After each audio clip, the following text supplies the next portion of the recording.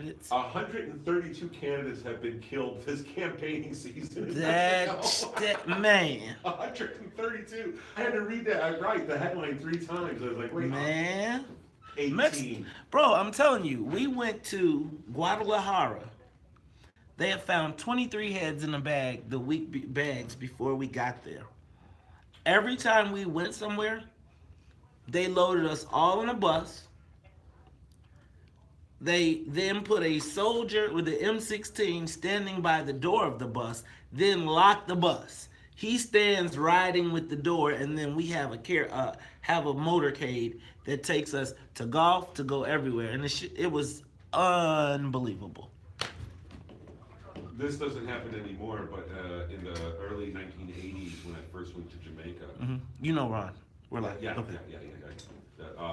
In the early 1980s, when I first went to Jamaica, that was happening. The buses from the airport to the resorts were getting jacked, so they started giving security to them. Really? And they took care of that problem, But I just happened to visit my first visit. I was like, this is really happening.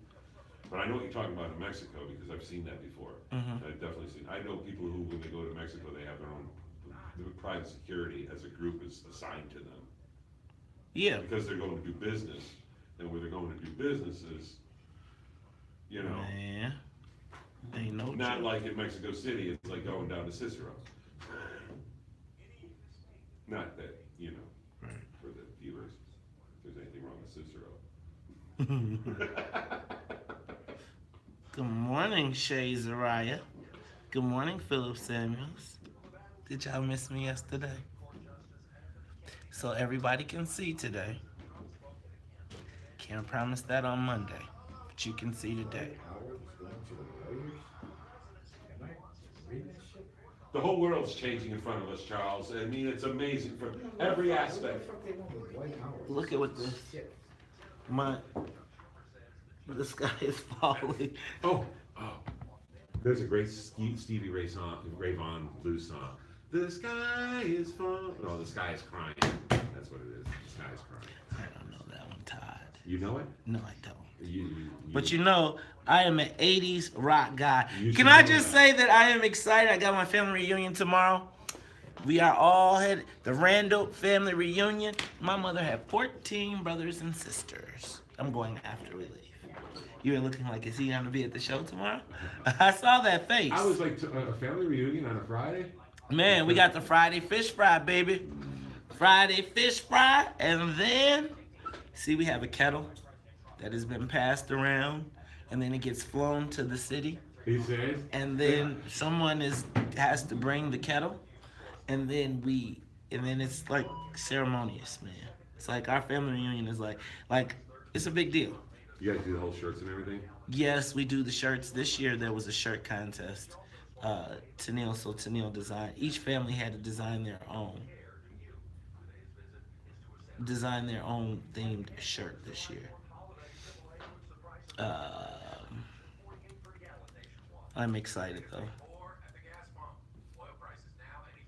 I remember going to my family reunion and I was headed to college and I got the Randall Family Scholarship, and now my daughter is heading to college and she's gonna get the Randall Family Scholarship. I'm excited. Yes, that's right, I'm excited. Jesus.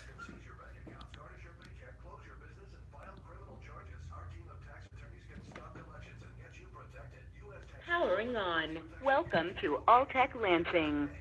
Welcome. Is A+ rated with the BBB, so-called 846. Good morning, everybody. Take a moment, share the broadcast. Good morning. What?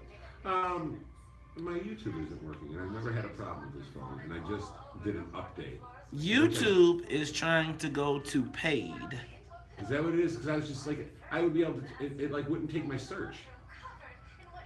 It just would like stop. It wouldn't take. Oh, I don't know. Yeah, it wasn't working. YouTube has been acting funny. I'm really gonna be trying Instagram TV when I come back.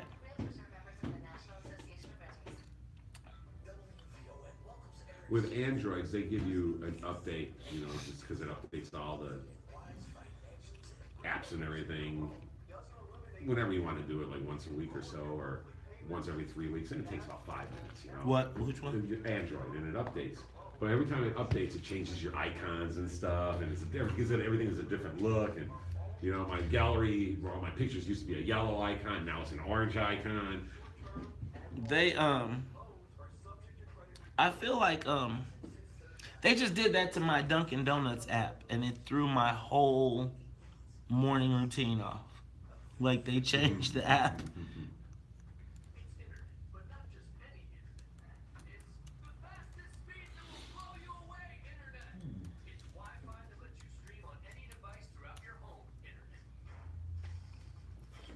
So many of you, I recognize that when you could not find us yesterday, went to YouTube.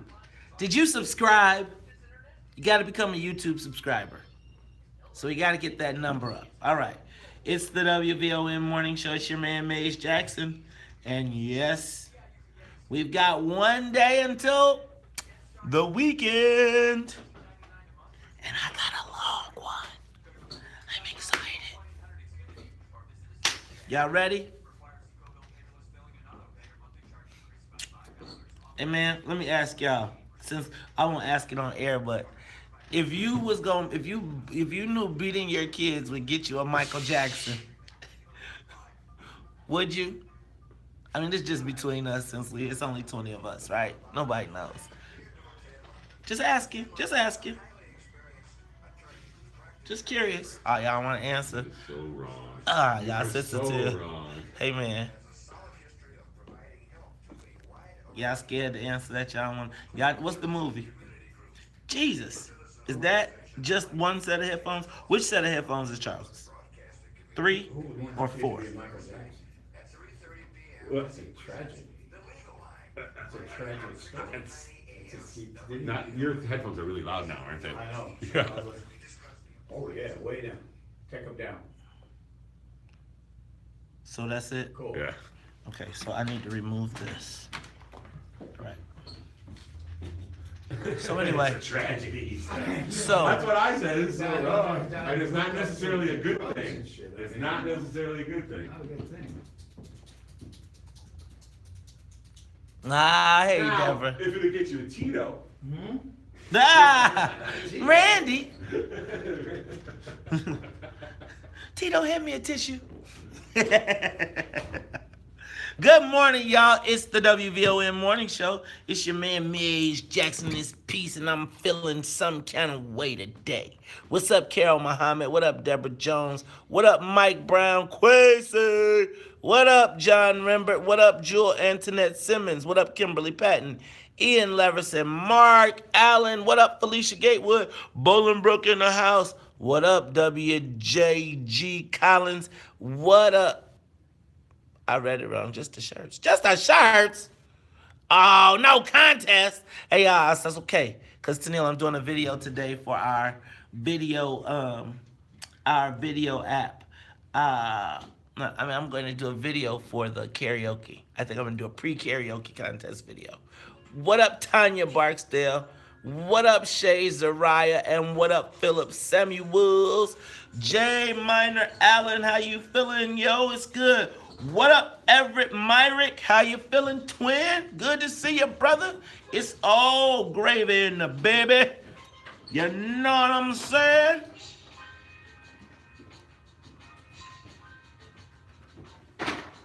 It's gonna be a great day. 'Cause I'm a cowboy on a pale horse I ride. 'Cause I want it, dead or alive. It's all the same, all in the name of change. Oh, thinking ahead. The world's changed so very much from what it used to be. There's so much hatred, war and poverty. Whoa, wake up all the teachers, time to teach a new way. Maybe then they'll listen to what you have to say. They're the ones who's coming up, and the world is in their hands. When you teach the children, teach them the very best you can. What's up, y'all? The world won't get no better if we just let it be. Na na na na na na na na. The world won't get no better. We gotta change it, just you and me. Wake up all the builders, make the old people well. They're the ones who suffer and who catch all the ill. They'll wait so very long before the judgment day. So won't you make them happy before they pass away? Wake up all the builders, time to build a new man. I know we can do it if we all lend a hand. The only thing we have to do is put it in our minds. Surely things will work out. They do it every time. The world won't get no better if we just let it be. Na na na na na na na. The world won't get no better. We gotta change it. Good morning, Chicago. Good morning, world. This is the WVON Morning Show. I'm your host, Maze Jackson. Got my man Charles Thomas in the building. Charles, how you feeling? Man, I'm feeling 4-5. Huh? 4-5. What's that? I got 4-5 big stories to read in on. Oh man, four, five. Oh, you.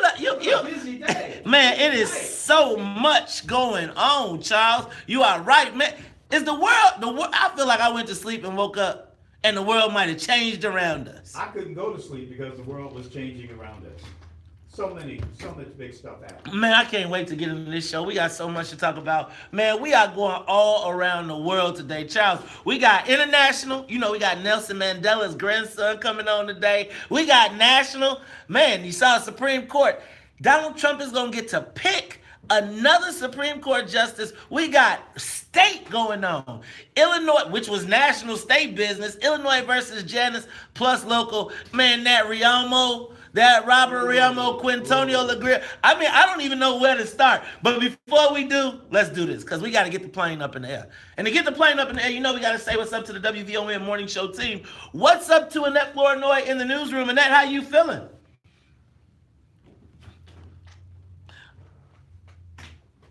Man, well, let's get it cracking. If we're going to get it cracking, we got to get this plane up in the air. But to get the plane up in the air, you know we got to say what's up to the musical conductor of the soul plane, Miss Sonia Escobar. Sonia, how you feeling?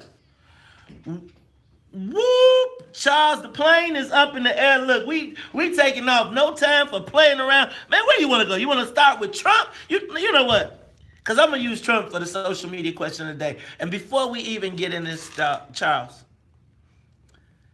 stop the music. Gotta have a moment of silence for the one and only Joe Jackson. Joe Jackson, what do you say? I mean, I guess he became a legend unto his own because he was the motivating force, The patriarch, man. patriarch of not only the Jacksons, who in and of themselves are legends, but Michael Jackson, Michael Jackson, who defined a generation of pop music, really, didn't he? I mean, from 1980s on through the end of his life, I mean, Michael Jackson, I mean, what he meant to pop music. And But you also mentioned off air he was also an American tragedy. Michael Jackson was an American tragedy, certainly. But his creative contribution, incredible. I mean, I wouldn't want to be Michael Jackson. I wouldn't want my son to be Michael Jackson because of the tragedy of his life. But in terms of what he did and how he contributed to American culture, world culture, really. I mean, Michael Jackson, my goodness. And Joe Jackson was sort of the beginning of all that? Man, so we had that was an interesting conversation before, and I think what, we're gonna have an offline conversation about Joe Jackson, cause there's a lot to talk about there, here and there. But let's today we're gonna remember him for whatever the positives that he brought to the world. Rest in peace, Joe Jackson. Hey Charles, now you know what? Finally, because you know what, man, we've been saying in the promo all week that there was going to be a decision in Janice versus AFSCME versus Janice. Well, brother, look like they made a decision. Did you see? Yeah, they made the decision everyone expected them to make, which was against public sector unions, meaning that if you work for a public sector union, be it the AFSCME, the teachers, and to a lesser extent, the police and fire department unions. Prison guards. So that's AFSCME actually. Right. Teamsters that work as prison guards or jail guards in Cook County, that you don't have to join the union if you don't want to, basically, and you don't have to pay union dues. Well, you don't have to pay union dues. I was reading a note that said that when in states where this has been enacted, the Democratic vote has dropped between 3 and 5%. I can believe it because the unions are giving their money to the Democrats, high 90%. So let me just say this. In a gubernatorial race, where there's a 9-point stretch, now it may not have the effect here, but boy, could you imagine in a gubernatorial race if you could take 5 away off the top?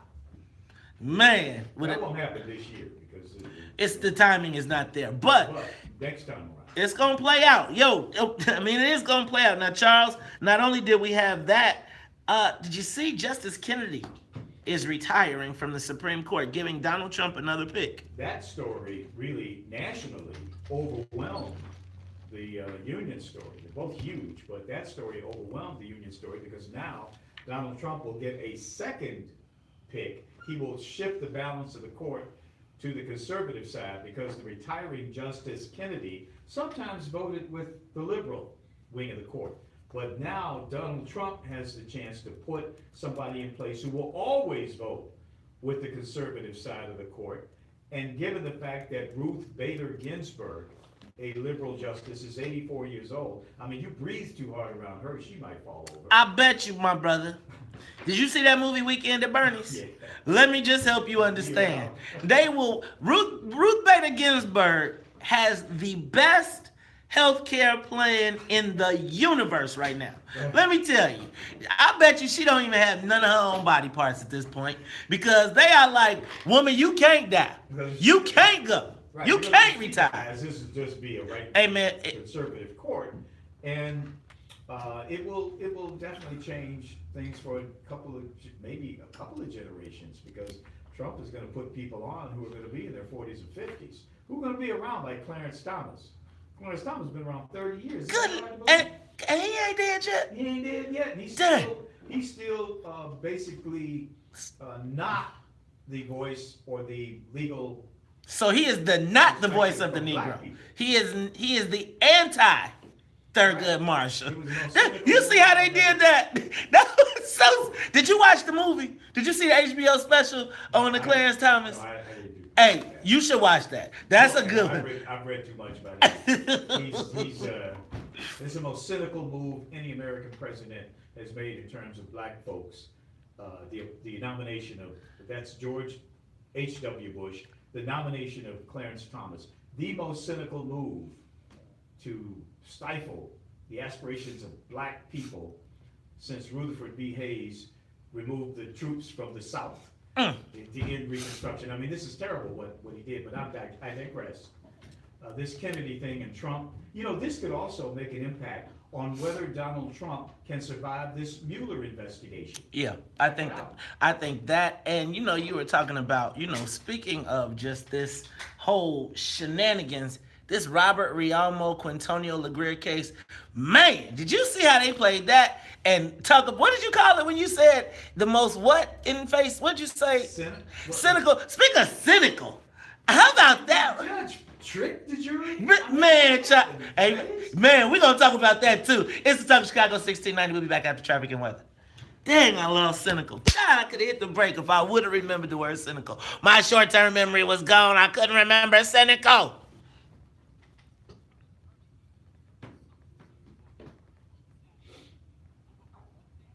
So who is it? Breyer?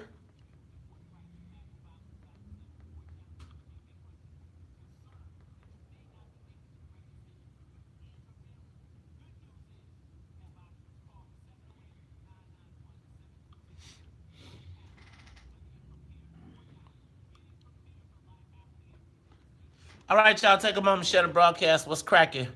What up, Daryl Murray? What up, Marvin Hunter? What up, Sammy Moe? What up, Antonia? Jesse K! Man, what up, Jesse K? What up, K. Dan Muhammad? What up, Dennis Evans? What up, Jay Minor? What up, Edward? What up? I can't see my computer going slow, y'all. This Wi-Fi is just not cooperating with a brother today. What up, Quasi? Shay, Zariah, Ron, Tanya Barksdale. 90 people coming? WJG Collins. Hey, y'all, the Randalls is invading the Nat. We about to take over the world. You see us? We coming. What up, Jay Minor? The mayor of 7th and 9th Street. Man, did y'all see who? Okay. So,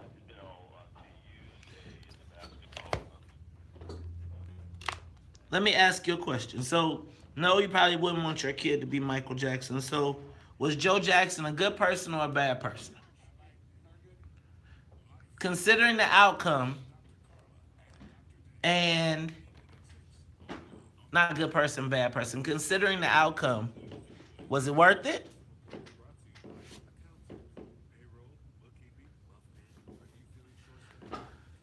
Considering what Joe Jackson did, how he got there, and Michael Jackson's contribution to the world and music,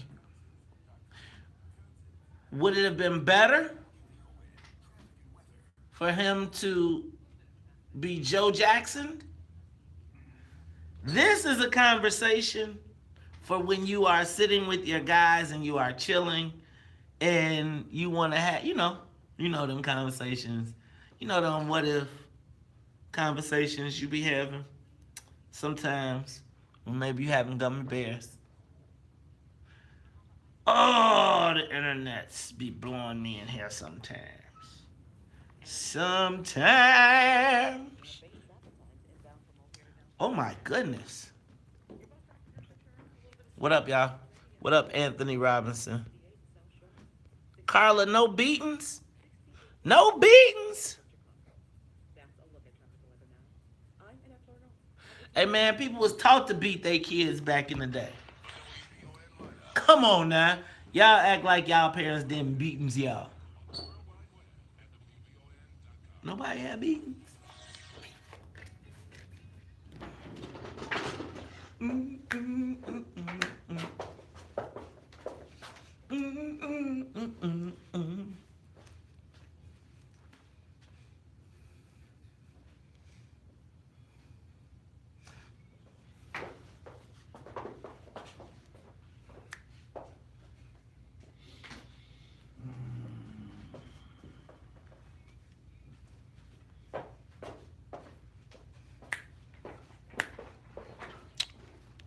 Whenever you call me, I'll be there.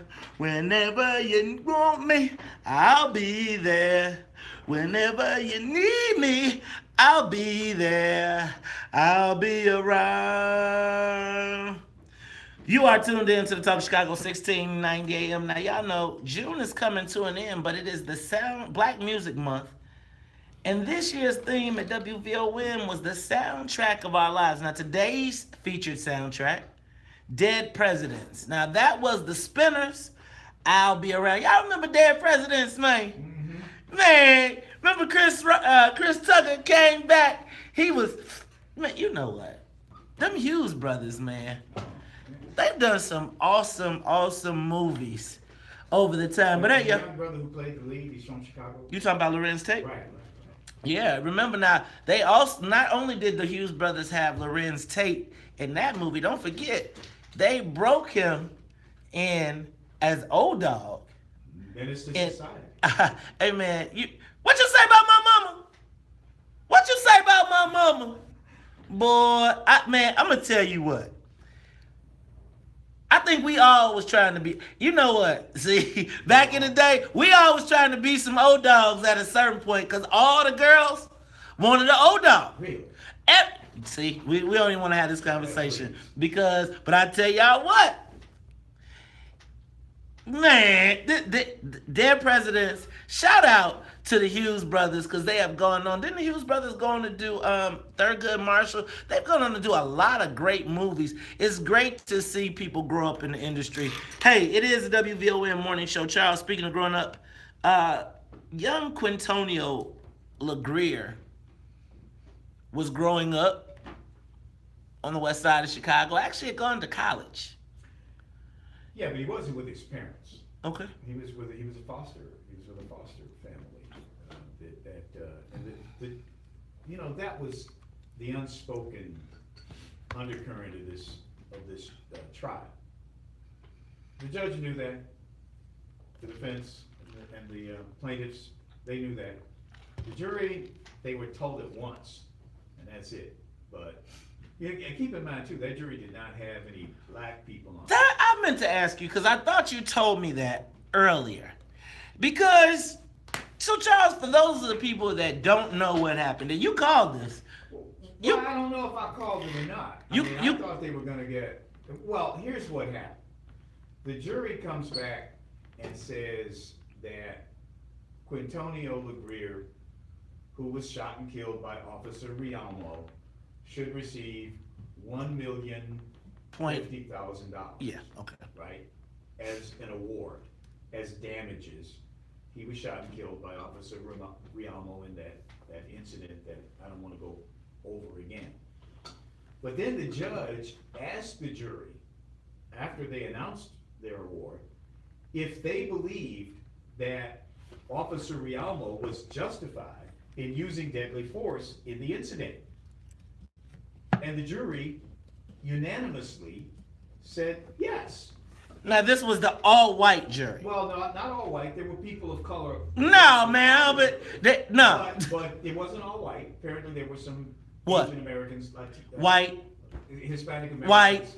Okay, they were on the jury too. So the judge at that point said, well, if he was justified in using, if you all, after hearing all this evidence and hearing these witnesses, say he was justified in using deadly force, why should the estate of Quintonio LeGrier, his biological father and mother, receive anything?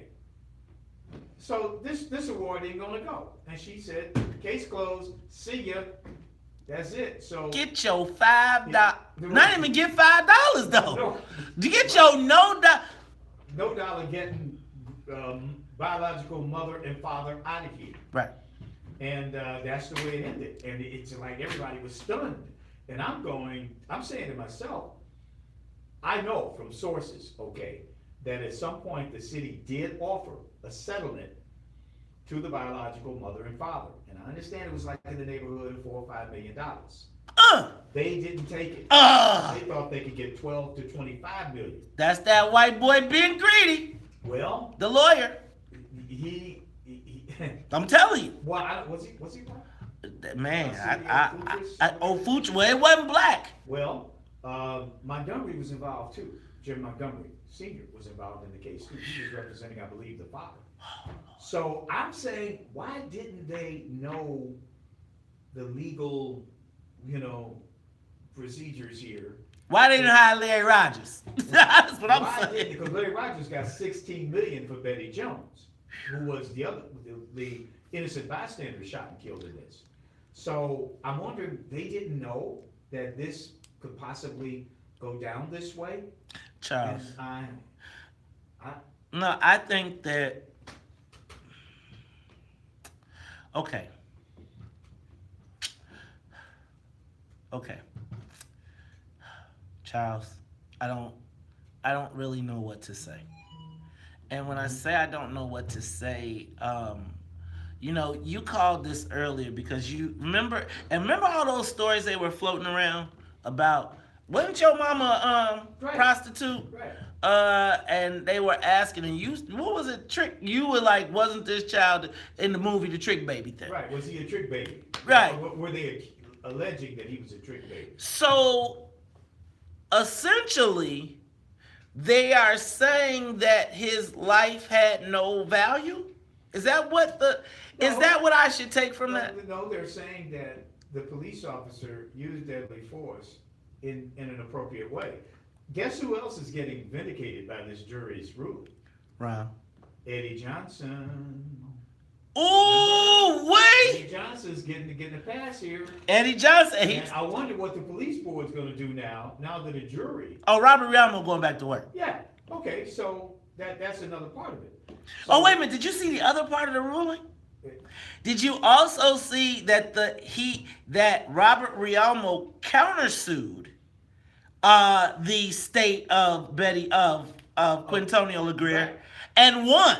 But he did not get an award. He didn't. We wasn't trying. I think it's not the award in that case. It's the kiss my. You know what? Because he got. Let me say. What was it? He got an award. The judge ruled in his favor. The jury ruled in his favor for intentional infliction of emotional distress on the cop who killed the black man. Now, Charles, I think I got to reserve my comments until 7:30. Well, this, by the way, Yes. this Basilio Futris or whatever, he is white boy.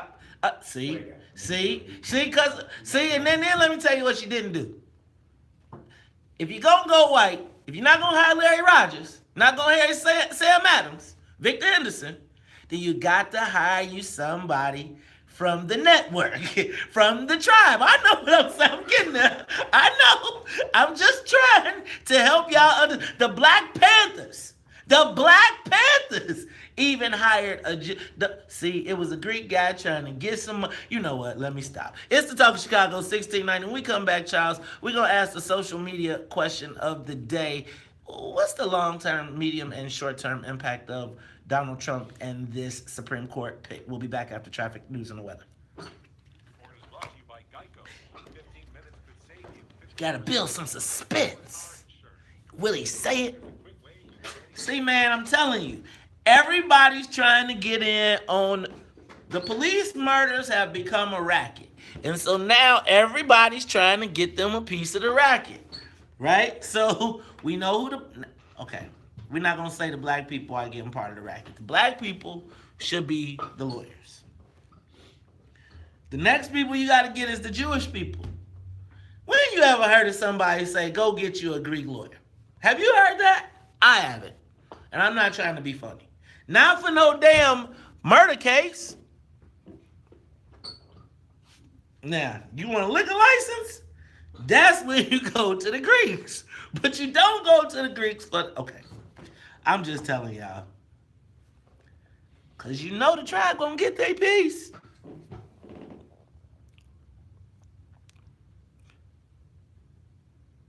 So, do you think that says his life had no... To them white folks, ooh, sorry. YouTube, you back? Sorry, YouTubers.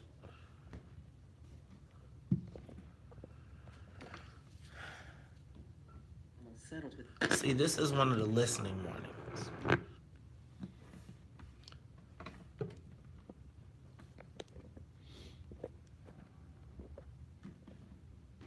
Take a moment to share the broadcast.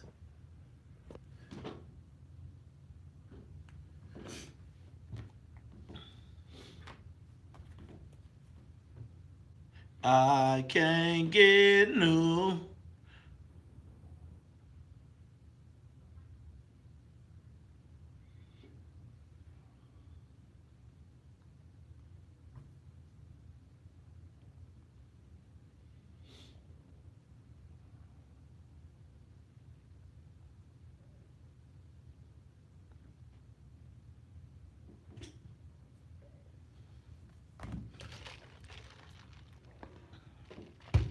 Take a moment, share the broadcast. All right, I'm trying to say what's up. I'm having some internet issues, some issues with the nets. Oh, hold on, let me find my Howard Trout. Let me go find my trusty dusty.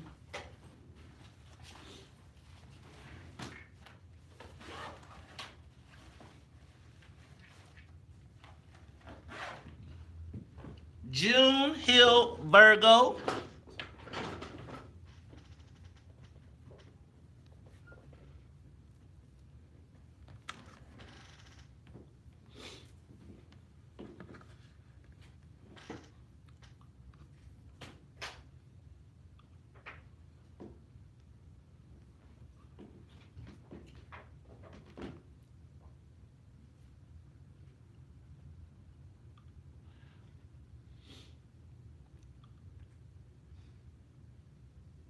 All right, I think we're back. What is going on with this?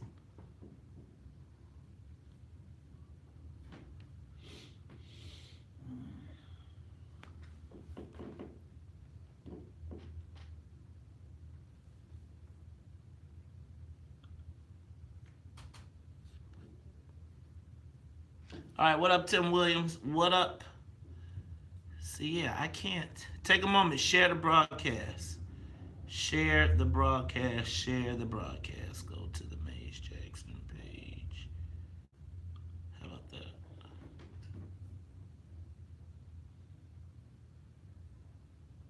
Something, something, something, something just ain't right.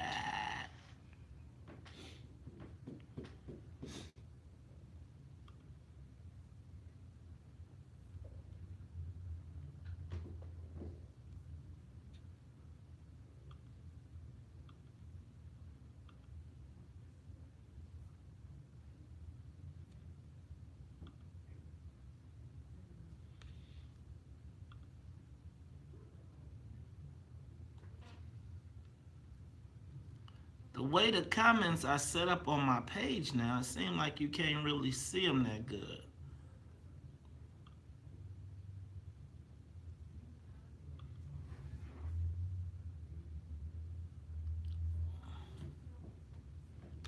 All right.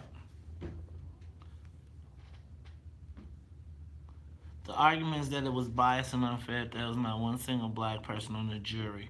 What up, Kunta? Kunta, I sent you the number today, man. I was running crazy yesterday. They should have took the settlement. Their attorney looked dumbfounded on the news. Big mistake in hiring them. I ain't trying to be funny racist, but if you want a good lawyer right now, right. If you ain't gonna hire Larry Rogers, whoever told you to go hire you a Greek lawyer was not telling you some good advice. Like, did anybody see that episode of ATL when the guy was like, man, he was asking him, he was like, I get a lot of rappers like you guys. And he was like, tell the truth, are there black attorneys that can do the same job as you? And he was like, yes, but they don't have the network. Y'all, trust me when I tell you. What up, Marvin Hunter? What up, DA? This ain't Reconstruction, DA. This would be antebellum, baby. Oh, Glenn Williams. So that's what we got to talk about, because we are sitting by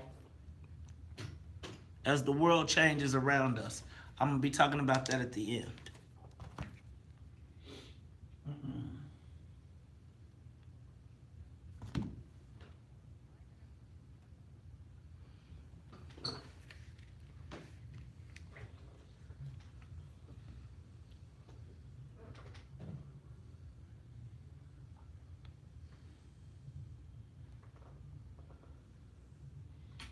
46 in the morning, crack of dawning, with the warning. Wipe the coal out my eyes. See who's dispaging me and why.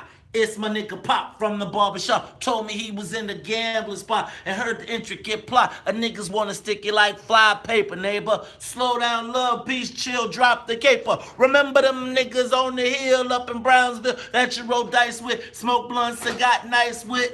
Yeah, my nigga Fame up in Prospect. Yeah, my niggas. Nah, love what I didn't say them. They schooled me to some niggas that you knew from back when you was hooking minor figures. Now they heard you blowing up like nitro and they want to stick the knife through your windpipe slow. Tell me what you're going to do. Damn. Damn. Damn. Damn. You are tuned into the Talk of Chicago, 1690 AM. I'm your host, Maze Jackson. Got my man, Charles Thomas. Charles, that is Warning by the Notorious Big from the soundtrack of the Notorious B.I.G. But the song Warning, I feel like Warning is so appropriate right now, Charles, because did you see yesterday Justice Kennedy announced he was retiring, giving Donald Trump another Supreme Court pick. Now, with the real potential, Charles, if he's reelected, of getting two, because that Breyer is not that young either. Well, he got to. Right. Right. I mean, Two more. You mean two more? Right. Think about Ruth Bader Ginsburg, man. Yeah, you breathe too hard around her, she might fall. I'm telling you, she living in a bubble. I'm telling you, she got stem cells, she got everything. I bet you they plug Ruth Bader Ginsburg up. Breyer's a conservative. I mean, he votes with. Oh, right. Right, you're right. Look, she is. Who's the other old one though? There's another old one that's like it's not Breyer. God. On the liberal wing, yeah. Okay, you got Sotomayor. Right. She's an Obama appointee. You got Elena Kagan, who's an Obama appointee. You've got Ruth Bader Ginsburg. Okay. Who is a liberal justice. Right. Then you have. That one. That one right there. That one right there. So you work that out. But Charles, are you finding who that one is? Because I believe those two have the best healthcare plans in the world. Shout out to my man John Joyner. Hey, what, Charles, are the long, medium, and short-term impacts of Trump having another Supreme Court pick? Well, I mean, I think the thing you have to think about is Roe versus Wade. The decision that basically legalized abortion services in the United States. That is the issue that could really, that's the right that could really be at risk here, because there is a litmus test that Donald Trump announced during his campaign that he would keep for his appointees to the Supreme Court. That is, that they were quote unquote pro-life. Ooh. That they would basically work to remove the right of women to have reproductive rights for women. I mean, that he said it in his campaign. He said it during the last debate quite clearly. Wait, so you saying to me that it's the potential that Roe versus Wade could be overturned? Absolutely. Do you think they got the votes right now? It depends on Justice Roberts, who is the presiding judge. Okay. He has sided with liberals, I mean, from time to time. He's about all they have left as a swing vote, but he is mostly a conservative justice. We don't know. But I tell you, if Ruth Bader Ginsburg goes down, hey, you can stick a fork in reproductive rights, man. Hey, man. If she goes down before anybody else on the conservative wing, she get hit by a bus. I'm thinking, Charles. So I'm getting a little selfish here. I'm getting selfish in the fact that what Brown versus Board of Education, Plessy versus Ferguson. Do we have some things we need to be worrying about, like Vote Rights Act? Dude, Did you say, dude? We should have been worried for the past 30 years because we have not had a voice on the United States Supreme Court. Clarence Thomas does not represent black people. the struggle, the aspirations of our people. He does not represent it. We have been in Stephen. He's Stephen. DD since his appointment or confirmation in the late 1980s. For 30 years, we don't have a voice on the Supreme Court. Thurgood Marshall was our voice, and that was it. And they had, I went through. But we got all the white liberals. Obama, You're right. Obama put more. he put more white folks in. There you go actually again. Looked at the list that Trump used before he appointed Neil Gorsuch. There's a list. He had 25 names on it. Of black people on it. Amen. Trump had nobody on it because the Negro problem, or the African American problem, as JD calls it, or what did he call it? The African American thing was taken care of by H.W. Bush. When he appointed Clarence Thomas. Again, the most cynical move of any American president toward. I mean, seriously, that was horrible, man. When he did that. You should see the movie, man. We don't have a voice. You should see the movie. The movie is like it so emphasizes it. Oh, it's such a good movie. Hey, but Charles, hey, WVON listeners, this is WVON Morning Show, social media question of the day. What are the long, short, and medium-term impacts of Donald Trump having another Supreme Court pick? Now, Charles, should we be panicking right now? Because I feel like this Kennedy guy was already a conservative. I think we said that. So it's not like the weight of the court is going to tip in the balance. Right, it's not. We already down 5-4. Now, Kennedy did a big. I mean, he voted, he upheld affirmative action rules. Okay. At one point, I can't give you the exact cases and all that because I'm not a legal scholar, but he has sided with the liberal wing of the court from time to time. Now, I feel like Judge Roberts will move into that slot. If they put a right winger, like a straight right winger over there, I feel like Justice Roberts, while he leans conservative, I do feel like something about him makes me feel as though he's not gonna let the whole thing go off the rails. Right. I read an assessment of him that he's such a historian and believer in justice and all that he would not let the court become that politicized. See, but Charles, I wonder. See, man, this is talking about what I'm talking about. Like, we don't have anybody. Nobody. But nobody that's even lobbying for us right now. Remember, we out here telling people, fight the Trump supporters. Fight them. Charles, somewhere in here, some sanity has got to prevail, and we've got to start speaking up and representing our interests. Charles, I believe that this Bader Ginsburg. Did you find another one? Oh, yeah. Come on, man. Get on your job, man. Ruth Bader Ginsburg, while they can keep her in a bubble, man, I just, she can't go out in the sun. You know how many I am concerned, Charles, that we are sitting out this whole process while the world changes around us, and we are not talking. Where's our Black Caucus? That's the thing. We have Auntie Maxine out there fighting for the Latino issues. Latinos, and really, quite frankly, she is front and center now.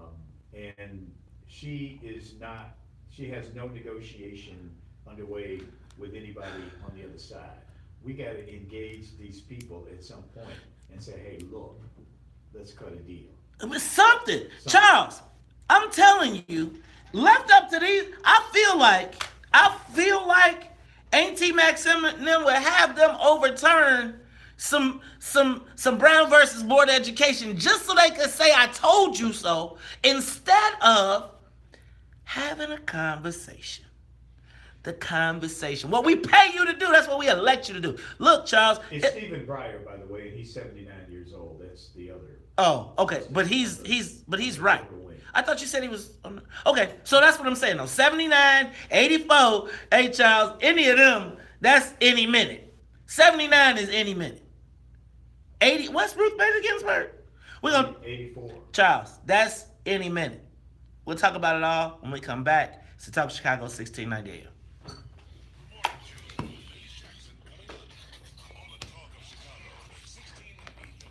Take a moment, share the broadcast. So, to those of you who were on YouTube yesterday because you could not experience the broadcast on Facebook Live, how was your experience? Did you like YouTube? Tell me about your experience. There was at least 50 people who went from Facebook to YouTube. Tell me about your experience there. Did you enjoy the conversation? Did you enjoy the lack of conversation?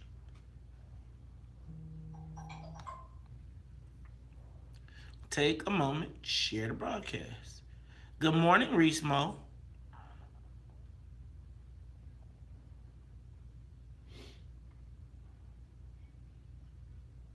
Man, I bet you. Yeah, Sonya might, yeah, but she gonna be a beast for who? Obama could have placed somebody on and he couldn't even put no black people on. White women came up. Latino lesbians came up. Black people, nada. He kept us with Clarence Thomas. Hi, Latasha Horn. I am not having any luck with Anders. Call Adrian. Adrian, I didn't bring my pen in here. Yes, I did. I spoke to Andre Grant. He's familiarizing himself with the Here, case and hopefully. The 404. Hold on, I didn't get it all.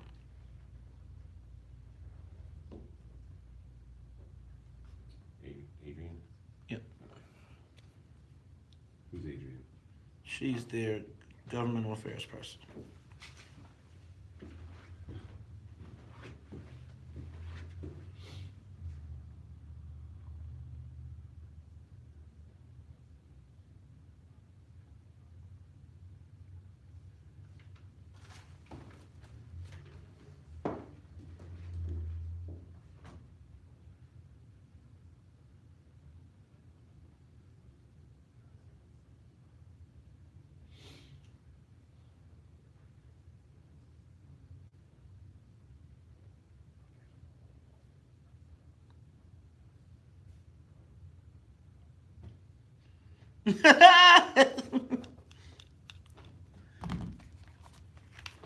Take a moment, share a broadcast. Share the broadcast. Did y'all tell me if y'all liked it better or not?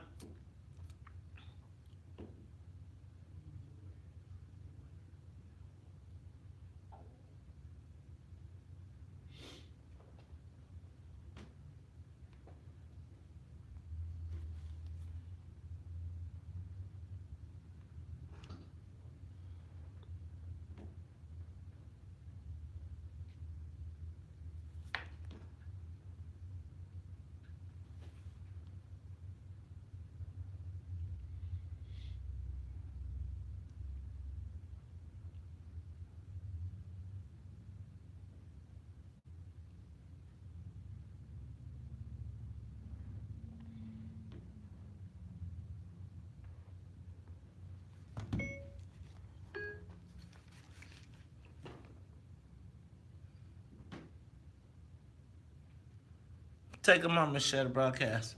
What up, Tizzle? Did you get it?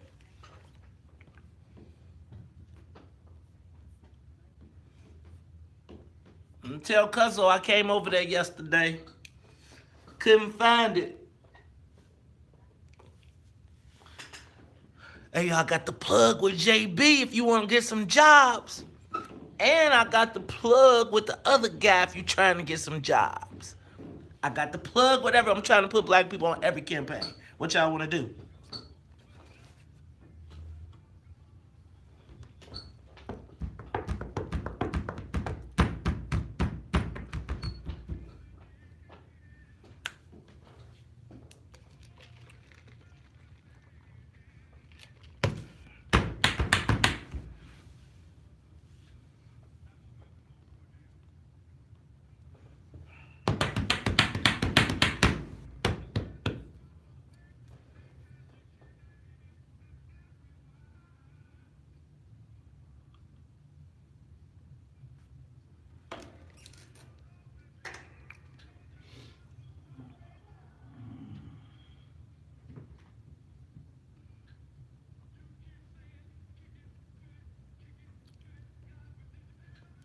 You are tuned in to the Talk Chicago 1690 AM. Charles, that is Gil Scott Heron's Home is Where the Hatred Is.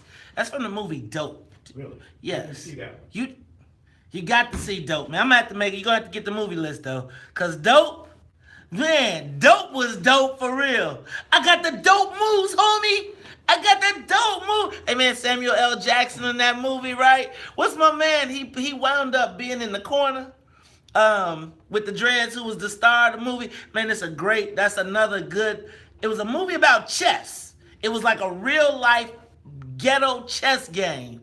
Man, Renee Ellens, man, everybody was in that. But look, Charles, we are talking social media question of the day.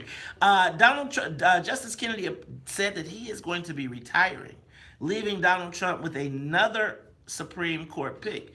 And Charles, I'm just trying to figure out what is the long, short-term impact of that. Now, you were mentioning that list. Now, I heard on Trump's list he had Judge Judy, Judge Pirro, Judge Mathis. Now, he had Judge Joe Brown from Texas. They didn't even make the list. He likes TV stars. We probably should, what we should have done is sent them their names. We could have got them in there. He liked that. So, Charles, but what does it mean for black people? Right? Like, what do these Supreme Court picks mean for black people, considering we're all on one side of the boat? So, it's part of the government game that we don't get to play. Which is the Supreme Court have not played it since the death of Thurgood Marshall. We haven't really had a voice on the court, and it's tragic. But I think moving forward, I said earlier, the whole issue of reproductive rights and where a Trump-appointed or heavy court, a conservative-leaning court, could take us in that regard. We also have these immigration issues where the presidential authority over immigration could certainly be enforced, backed up by a very conservative court. That it can make a difference there. And I don't know. I don't see too much affirmative action out there anymore anyway. So I missed the whole affirmative action piece. You missed that one, and I think it's gone away anyway. So I don't know that we really would necessarily be affected in that regard. I think this whole notion of gay rights could be in some jeopardy in a very weighted court. What that got to do with us? Well, it doesn't. I'm just telling you issues that. Although there are black come gay up, people. The very conservative court, if Trump gets yet another appointee after this one, a lot of issues could be in play again. This whole notion of public accommodations, whether or not the guy can make the wedding cake and all that for the gay people. Well, see, but that's what I'm asking. Can we go back to separate but equal? Who knows? Because the court evolves. The court. Could the court digress? Yeah, absolutely. It progressed from Plessy Ferguson to Brown versus Board, right? It progressed. So why couldn't it digress?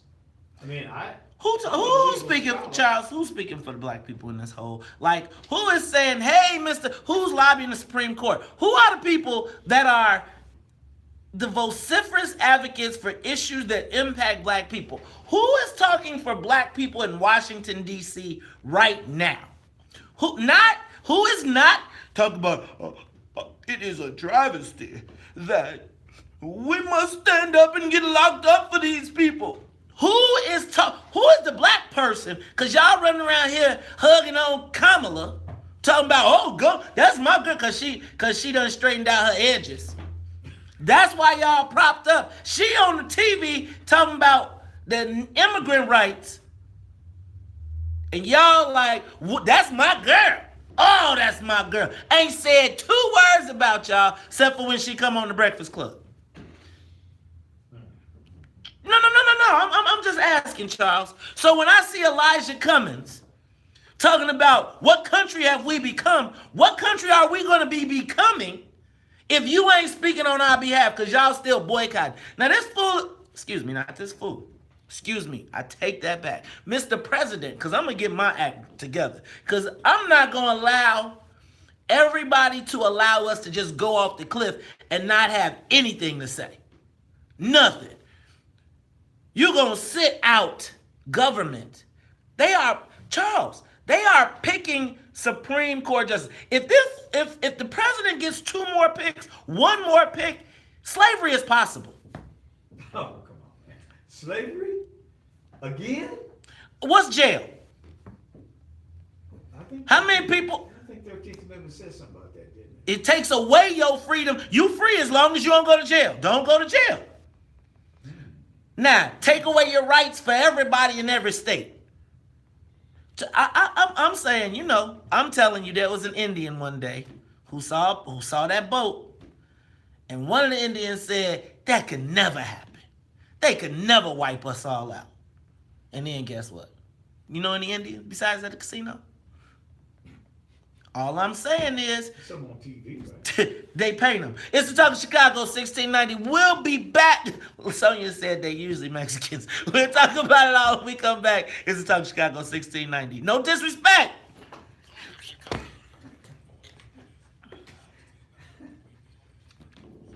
Good morning. I tell you.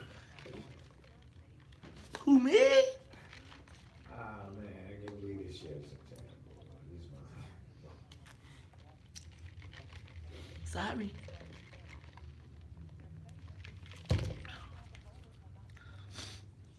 I'm not an Indian, but I play one on TV.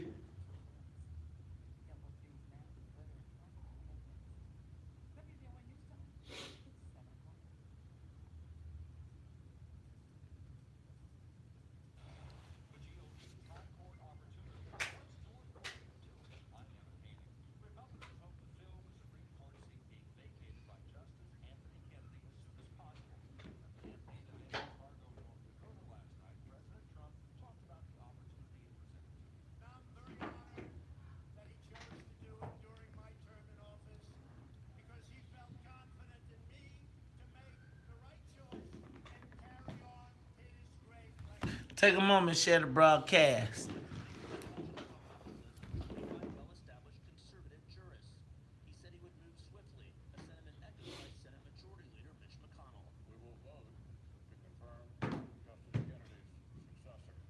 What up, Kent? Thanks, Quasi.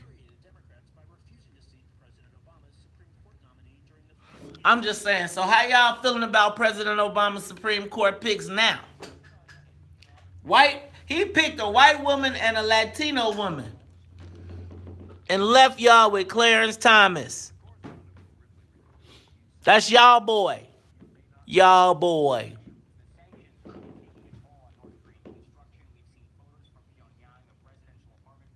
Why you want me to try Periscope? I got another phone. I could probably do it. Why Periscope though, D-Run? What's on Periscope? So I'm trying to get me some interns that could chop the show up so y'all don't have to watch 3 hours. I'm gonna start doing Breakfast Club segment type stuff. Oh my God, I'm tired. Y'all, I drove to Champaign and back.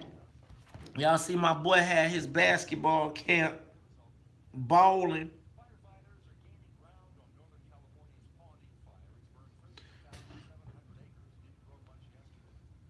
Thanks for the tweet, V-Ron. I'm retweeting you right now, and I'm liking it. Why don't y'all tweet out, retweet the show? You think I get some traction on Periscope? Is it people on Periscope? Let's see.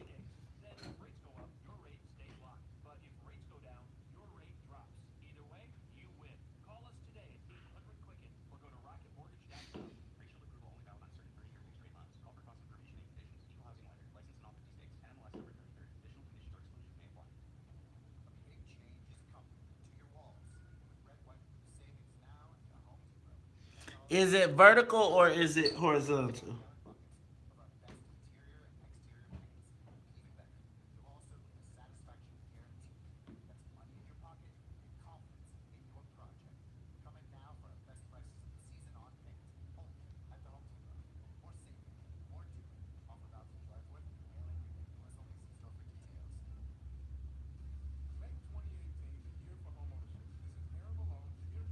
Why do you think there'll be traction on Periscope?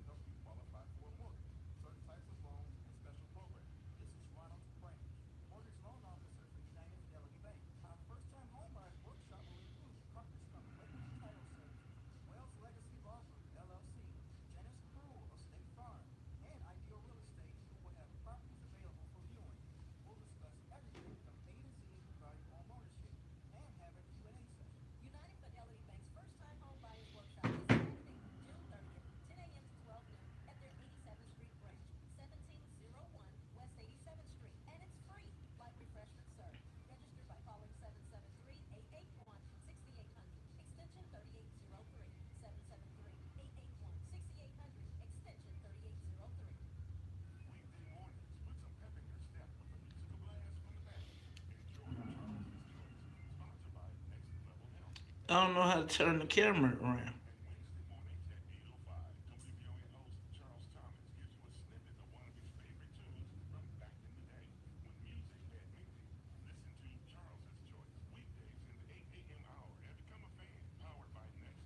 Okay, so now we're on Periscope Live too. How about that? I'm trying everything right now. All right, so Periscope, Facebook, and YouTube. All right, I'm on Periscope Live. So now you better go look. Somebody go check it out on Periscope too. All right? I'm on Periscope. What you know about that? Are you looking? Okay, so let's see how we do this. All right, so now we're on Facebook, YouTube, and Periscope. Who is TJ McD? Is that Tennille Jackson, my sister? All right, y'all. If I don't get no love on Periscope, I'm gonna be sensitive. Y'all know that, right? Then I need my other phone holder. Can you hear me? All right. So, who are the people on Periscope? Do y'all know the first live I ever did was on Periscope? So I just got a hold of Jacob Hubert, the guy who litigated the case. And he's doing some interviews for like the next 15, 20 minutes. I might be able to get him back any 30. Okay. Okay? Do it. And Andre Grant, he just sent me a text. I think it said okay. Andre is for. Explaining what happened in court and what the family can do. It's at 30. Okay. Yeah. Hey, Tennille, I'm doing Instagram. You told me not to do it for this show. I'm trying to follow instructions. I read the email. I thought y'all told me not to do this. You told me not to do this show on Instagram. You told me. You said just do promos. And I don't even know how to get to Instagram TV. I don't see that, Tennille. I need training. I need a social media expert to teach me. What up, Cool Raul?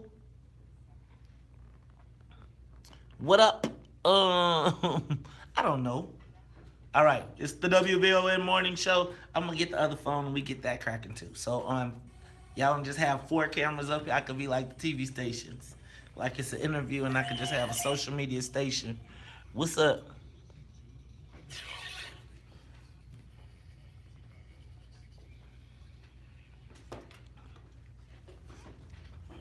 I wish y'all could take a picture of this. I'm so tired of. As soon as you can.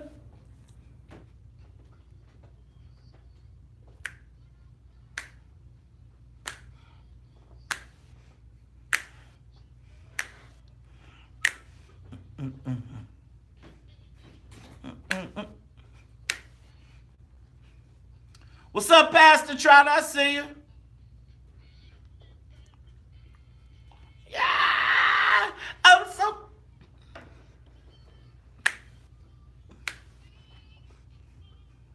Help me there, soon as you can.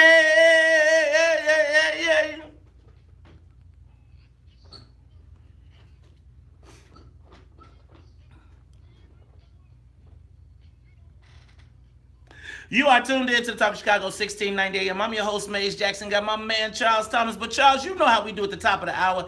Gotta say what's up to the WVON Morning Show team. What's up to Annette Flournoy in the newsroom, as well as Miss Sonia Escobar. She is the music conductor of the Soul Plane. And Charles. You know what? Every day this week, we have run a promo saying, and tomorrow, the Supreme Court decision. And tomorrow, the Supreme Court decision. And tomorrow, the Supreme Court decision in the Janice case.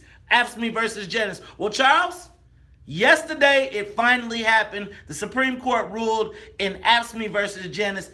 Tell us what happened. And it was not unexpected. Everyone expected that the court would side with Mr. Janice, who does not want to pay union dues to a public sector union.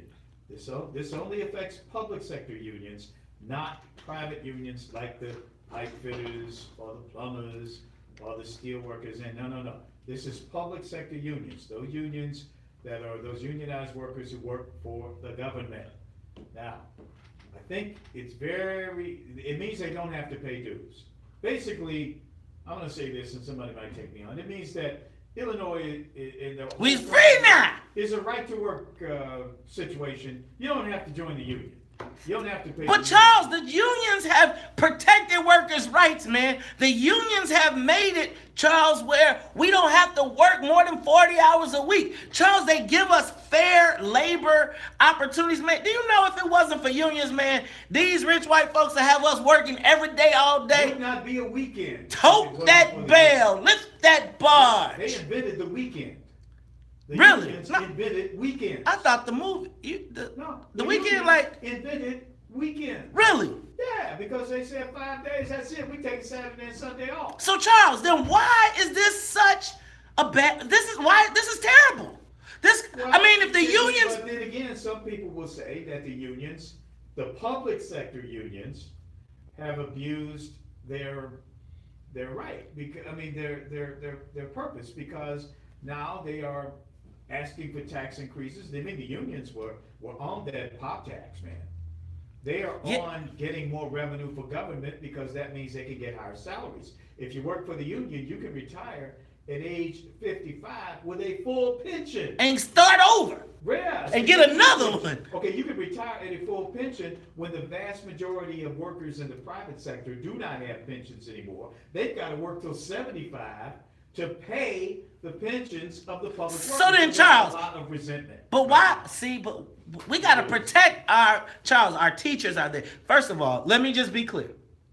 Unions have been the path to middle class success for black people. Absolutely. You can think about our teachers, think about our city, state, county workers. That is how the middle class was built. We cannot be working against ourselves. And a lot of critics of the unions are saying they are using their union dues in these public sector unions to support candidates and political parties, the Democrats, in order to get more taxes and spending and driving us into debt. This $130 billion pension debt is because we have to pay pensions. Taxpayers have to pay the pensions, and that's part of the resentment that a lot of other workers have. But Maze, I gotta say one thing. Come on. About this whole thing. Break it down. You gotta do an historical perspective of what the Supreme Court has done as it regards to campaign finances, right? Okay, right. In 2010, the court did the Citizens United ruling that allowed corporations to make right. unlimited contributions to political candidates through political action committees. So now the corporations can put as much money as they want into politics, and this ruling yesterday said that the unions will not be able to put as much money as they have been trying to put into it because they can't get dues. So this is a big deal. It's a big deal.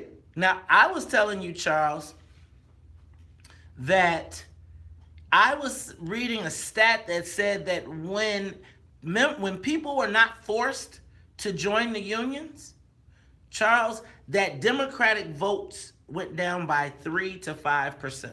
I can believe it because they have less money, and we all know the role of money in politics these days. corporations. Is this a game changer in Illinois politics? Oh, yes, definitely. Do you think so? Oh, yeah.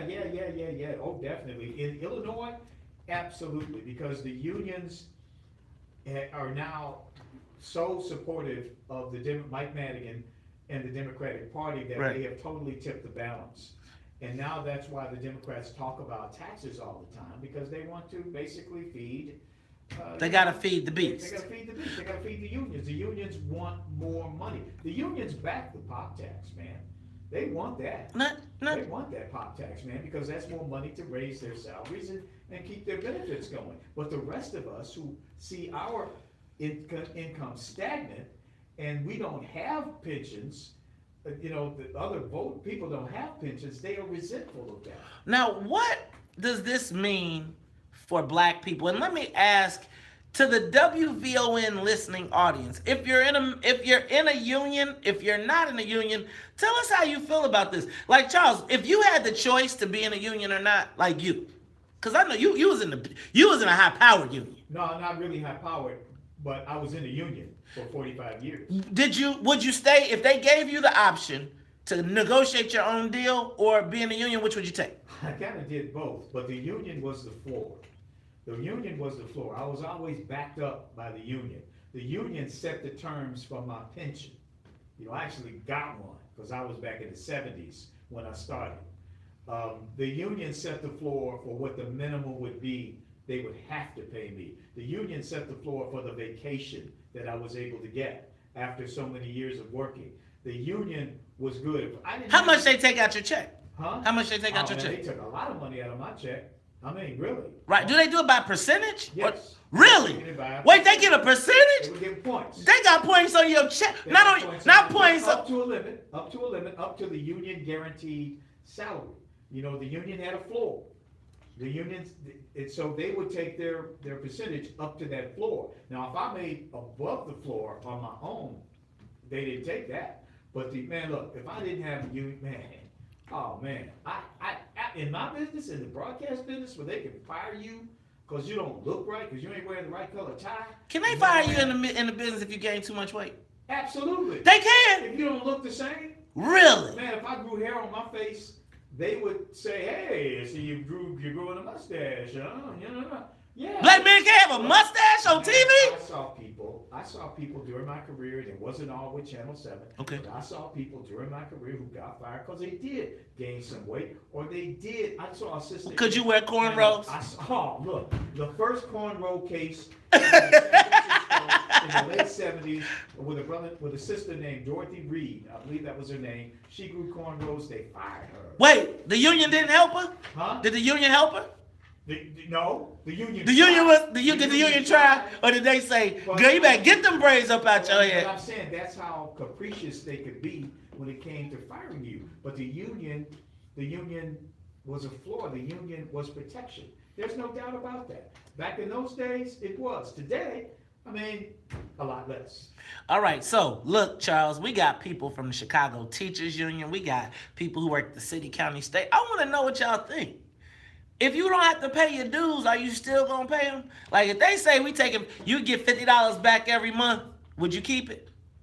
Let's ask that question. It's the WVON Morning Show. I'm your host, Maze Jackson, Charles Thomas. We'll be back after traffic and the weather. What's up? So y'all know I'm gonna say what's up to the Periscope people, what's up to the Facebook people, what's up to the YouTube people. So, I will try. When I come back next week, we're going to try and have a camera set up here. And I'm going to just put 4 cameras up here. And we're going to do Facebook, YouTube. We're going to do Facebook, YouTube, Instagram, and Periscope. Right? And then we won't have no internet at WVON. And everything will be shut down.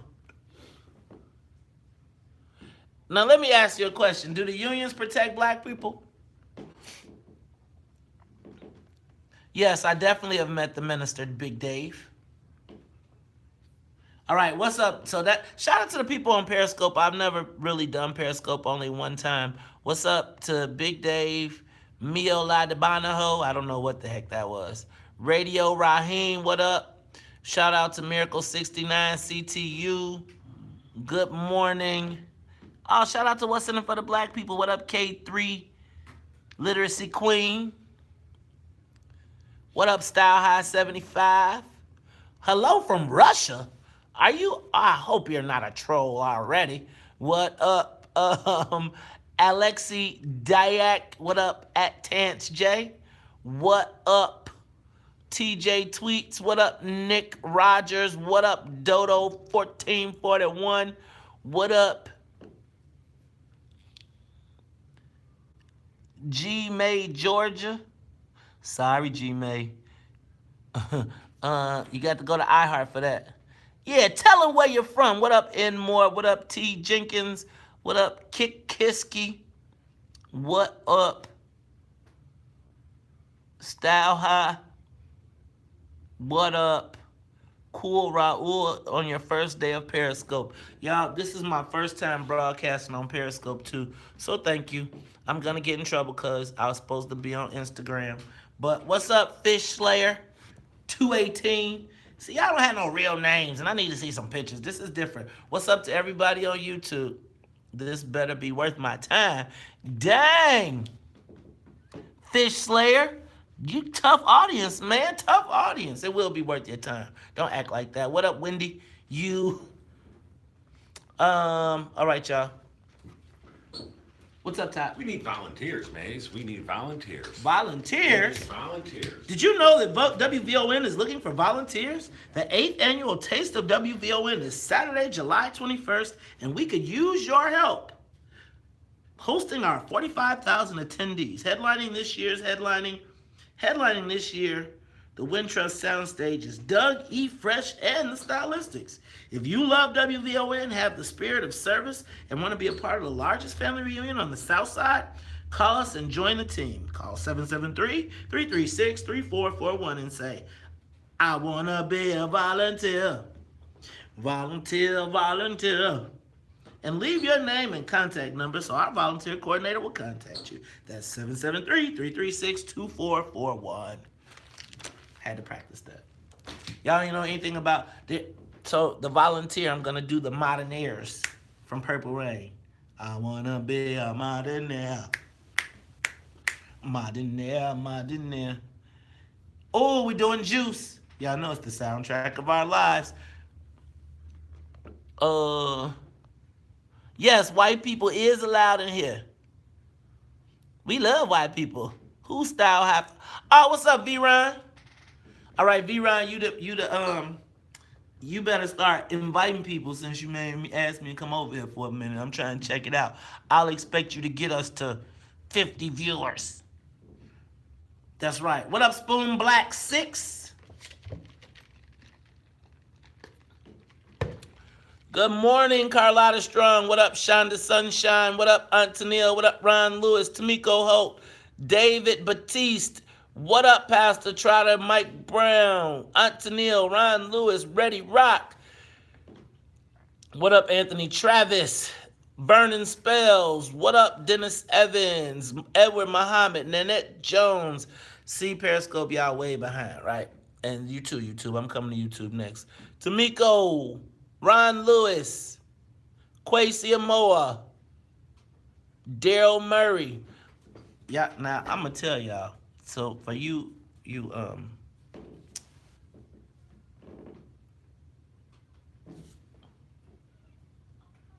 ooh. True, never let you go. I just got to know, is it good to you? I just know, is it good to you? I got to know, is it good to you? Love it good, is it good to you? You got me saying, ooh. Oh yeah.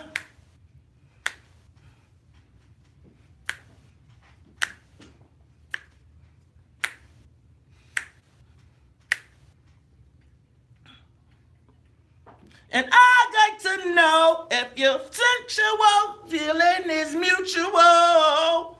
You feel what I'm feeling. One life for you. Love is true. I'll never let you go. Come on, I just got to know. You are tuned in to the Talk of Chicago, 1690 AM. I'm your host, Mace Jackson. Got my man, Charles Thomas. And Charles, I think we got a big old shakeup going on in the state of Illinois. Charles, AFSCME versus Janice.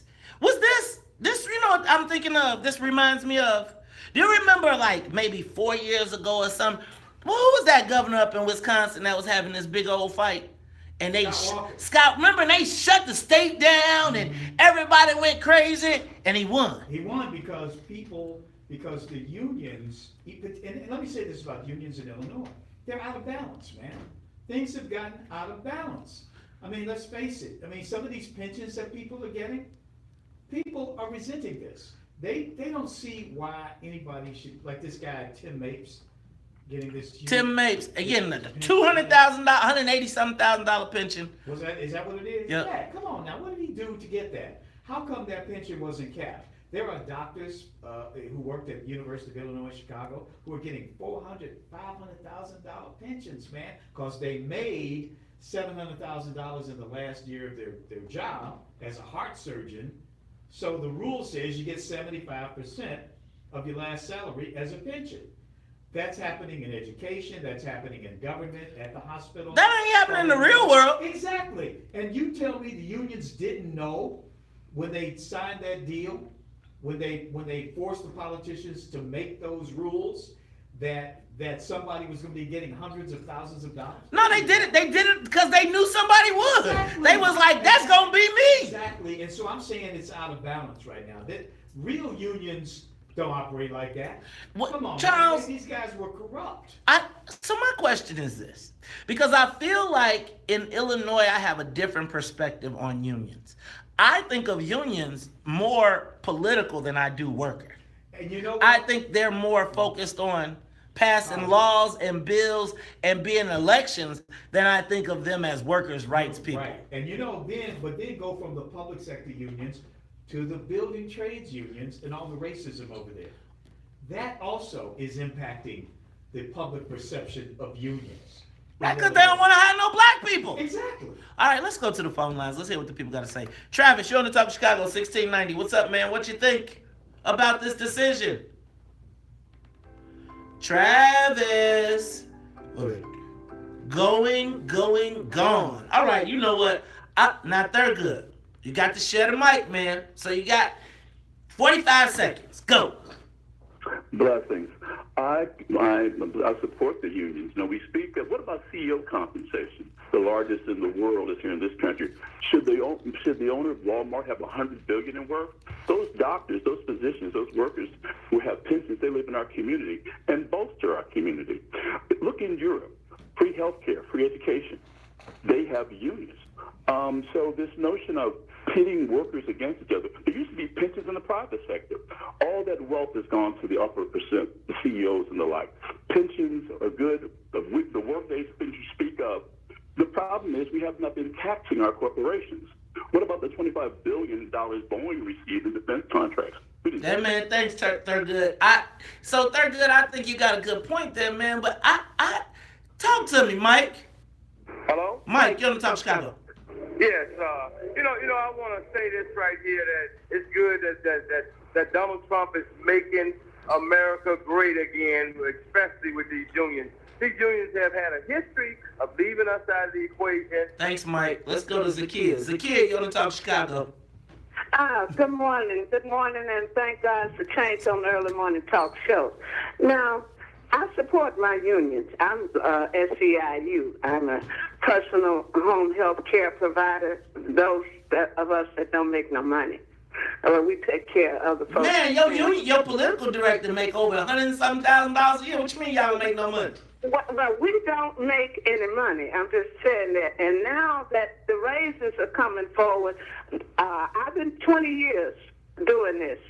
The raises are coming forward. Somebody can come in the door now and make more money than those of us that's been there fighting for raises for 20 years.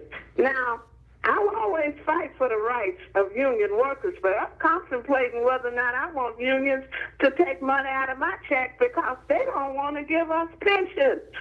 Okay, they won't even bring it to the table, and I've been asking about it. They dance around it. They don't want to talk about it.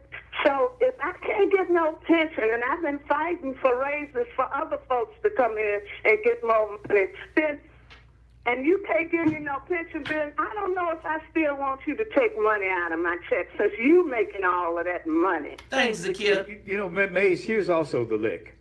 Anytime you talk about putting more money in a public worker's pension or salary, that's taxpayer money. That's coming out of everybody's pocket. So they got to understand, this isn't like a private corporation where they're making profit and they're stealing the profit and giving it all to the to the executive. Like this is tax money, it's y'all. subsidized. See, it's like these. That's why I get so upset when they talk about the. I'm not mad, but when they talk about the daycares and all that stuff, these are subsidized businesses that I'm paying for out of my pocket. That you're saying we had to keep up afloat. Charles, I'm gonna tell you. You know what I always notice when I go to the unions though, and it always be like, see how you see Sister Zakia said she's fighting now and she been on the front line. That's the sister. But when you get like, even in the public sector unions, when you get to the top page of it, it still be the white folks. It still be the white folks. So the white folks fighting for workers' rights for the $9 an hour worker while they making $200,000. Thinking that CIU is the Balanoffs. The Jerry Morrisons, the Roberta Lynch's at the see. and who's the other guy who was there for many years? Oh yeah, right. At the government. Yeah, man. Henry Bear. Yeah, Henry Bear. He was quite the warrior. Hey man, cause he had like 75,000 workers with him, man. So they'd be like, we'll vote your butt out. He fought, boy. He was a fighter, man. But Charles, it just seems like they was fighting politics. Every time I can't think of the time that I've seen somebody, like, I don't know, and you got to help me understand. The union seems so political as compared to people, right? They are political, not people. When I think of CTU, I don't think about teachers for the kids. I think about them being in the mayor's race. I think about them kicking people's butts. When I think about AFSCME, I don't think about them and the clerk that's sitting there. I think of them like AFSCME said they're going to put your butt out of business if you bring a Walmart over here. Right? That's what I see. And so I'm trying to understand. It's the Talk of Chicago, 1690 AM. Charles, when we come back, what I really want to understand is this Quintonio LaGreer thing. Because we talked about it, but man, was it a straight diss or not? We'll talk about it all when we come back at the news, traffic, and the weather. Okay, what's up, y'all? We got a little crack-a-lacking going. All right, Periscope. Who is this? What is going on this? Because anybody over here looking at this? Y'all looking at Periscope? See, this what you see right now. See? This is what I'm seeing. Live from the WVON newsroom, here's our news. That's the setup. Sunny and warm. We're headed near 80. Good morning. I'm Vanessa, and here's what's happening. The family of Quintonio LaGreer will not be receiving money for damages despite a... Dang, don't y'all think that's bogus how they played Quintonio LaGreer? What's up, y'all? We going a little bit around. We're taking a studio tour. Facebook Live, y'all be back in a minute. I'm just gonna take this around. I don't believe Officer Realmo is a bad person necessarily. I think he just made a bad decision in the moment. But moments later, a judge reversed the verdict because jurors had also checked yes on the question of whether Realmo fired for it was in fear of his life when he shot and killed the 19-year-old college student. LaGreer's defense team was asking for up to $25 million in damages. The city dodged a trial with the family of 55-year-old innocent bystander Betty Jones, who was also shot and killed by Realmo that night, by offering the Jones family $16 million in a proposed settlement. A high court case that started right here in Illinois now rules that you do not have to pay union dues. Illinois government employee Mark Janus sued AFSCME, saying that requiring him to pay union fees violated his First Amendment rights. The court said non-union workers who benefit from Union 1 wages and benefits can't be assessed a fee to compensate the union. These will stop. Governor Rauner touts it as a free speech victory. This is not anti-union. This is pro-worker. This is pro-taxpayer. This is pro-freedom. Mayor Emanuel says Rauner ignores the role unions played in stabilizing government finances. It's not a victory for taxpayers, and it's not a victory that I would celebrate, and I disagree. Rauner's re-election opponent, Davey Christie,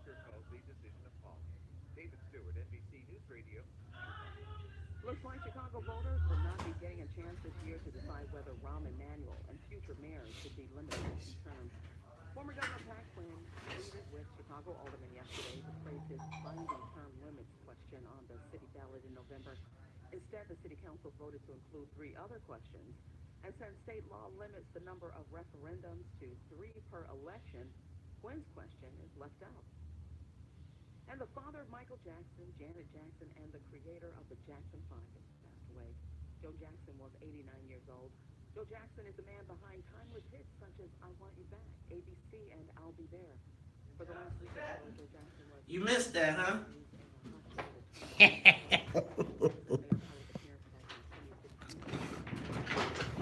Sorry, it was just a new toy. Okay, here I go. I'm coming back. All right, y'all, take a moment, share the broadcast. My Facebook is frozen, though. On 1690 WVON Sports Traffic and Weather up next. WVON News Time, 7:34. Good morning, everyone. Sunny news, WVON Sports. James Shields live in Minnesota to just 4 hits over 7. Okay. Jose Abreu and Emerson Garcia, they both homers for the White Sox. Take a moment, retweet, let people know we're here. Let's see what that goes on. I see you stalkers over there. What's up, Facebook Live? All right, let me say what's up to the most faithful online audience ever. What up, Sheldon Watts? Shout out Bolingbrook. What up, Brother King? Mufasa Red. What up, Reddit Rock? What up, Ron Lewis? What up, Dennis Evans? What up, Luke Townsend? That's my brother, Thurgood. Ron Lewis from Cali. What up, Pastor Trotter? Mike Brown. Edward Muhammad. What up? Cheem Dog. Oh, yeah, I gotta do my read. Gotta do my live read. Okay. What's up, miracles? I believe in miracles. Uh-oh. Sorry, I lost y'all. I believe. What's up? Oh, I don't know who's here now. Yep, they got a Latino station right across the hall. It's called WRLL. They just got the, you know.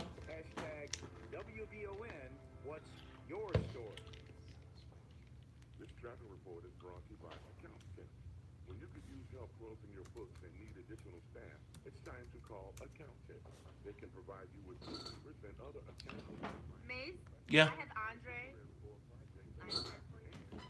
Andre Grant. Tell Todd to clear this stuff off the screen, could you? Sonia!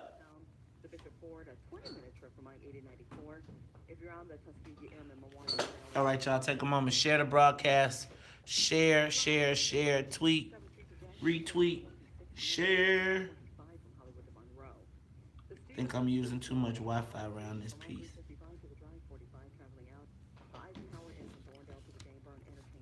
Thank you, Veronica. I see you retweeting. Everybody that's out there, please tweet or share on Periscope, as well as YouTube, as well as Facebook. Y'all know when there's something new, I'm always just looking. But you know, Facebook, you better win. We gotta win. Team Dog. What up, Andre Smith? Hey, y'all, Andre Smith is having his event tonight. Andre, I cannot see it because all the phones are working. Andre posted.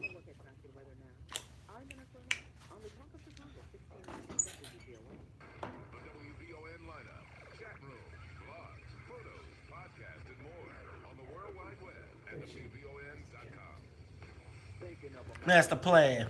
This ain't nothing but sweat inside my hands, so I dig into my pocket. All my money's spent, so I dig deeper, but still coming up with lint. So I start my mission, leave my residence, thinking how could I get some dead presidents. I need money. I used to be a stick-up kid, so I think of all the devious things I did. I used to roll up, cause it's a hole up. Ain't nothing funny, stop smiling, and still do nothing move but the money. But now I learn to earn cause I'm righteous. I feel great. So maybe I might just search for a 9 to 5. If I strive, then maybe I'll stay alive. So I walk up the street, whistling this, filling out a place, cause man, do I miss a pen and a paper, a stereo, a taper, me and Eric B in a nice big plate of fish, which is my favorite dish. But without my money, it's still a wish, cause I don't like to dream about getting paid. So I dig into the book of the rhymes that I made. Soon as I test to see if I got pulled, hit the studio. You are tuned in to the Talk of Chicago, 1690 AM. I'm your host, Maze Jackson. Got my man, Charles Thomas. Charles, did you hear that? That is Paid in Full from the movie Colors. Remember that? Colors. Okay, Colors. Colors. That was with, Dennis Hopper. Right. Sean Penn. You had a little, let me see, Glenn Plummer was in that movie. I went to Dennis Hopper's house in Los Angeles and interviewed him about the movie when I worked at ABC News. Really? Yeah. Hey man, that movie, remember that movie came out, you couldn't go to the theater to see it? It was like a challenge to go. It was like, did you see Colors at the movies? Cause you know, that's your badge of honor. I went to see Colors, but then you say, where you go see it at? But then when I think back on Colors was weak compared to Boys in the Hood or Minister Society in terms of dealing with that whole LA gang scene. You know what, I think it was a first though. It was a first. It was like, and it was a first from a white perspective. Mm-hmm. See, that was the white boys looking in. When you got Boys in the Hood, that was Cube coming from inside out. And the Hughes brothers in Menace. Inside out. That was deeper than oh dog, I'm telling you, man. I was walking around here with some braids, with a tee, with a wife beater on, talking about, what you say about my mama? College campuses, it was brothers everywhere, walking with their pants sagging. But by the grace of God, you didn't get too far. Man, I tell you. God looks out for you, doesn't he? God looks out for angels and, what do you say, fools and babies? Hey, you know what? I had a foolish youth. But look, speaking of God looking out, Charles, and that song Paid in Full, doesn't seem like Paid in Full is actually what happened in the Quintonio LeGrier case. No, he didn't. I mean, the judge turned the tables quickly. And, you know, he stunned me. I had no idea that this was going to happen. And I would think that a trained lawyer, you know, plaintiff's lawyer, would have seen that coming. I mean, you pay people, you get lawyers, so because they're supposed to see things coming. And apparently this lawyer who was working for the Quintonio LeGrier estate didn't see it coming. Now check this out, Charles. See, I feel like this was another one of them, somebody trying to get in on the gravy train. And I always say, if you're gonna go, if you don't get, there's lawyers you got to get.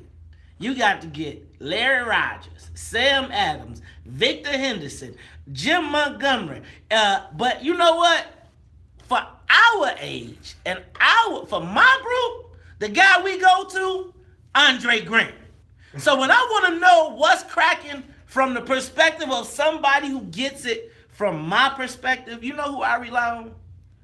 Attorney Andre Grant. You know, I would call him the hip-hop lawyer, but he ain't. He is the lawyer. You want to get yourself saved? You got to, and I'm not talking about from the Lord. I'm talking about from the law. Then you got to call Andre Grant. Andre, welcome to the WVON Morning Show, my brother.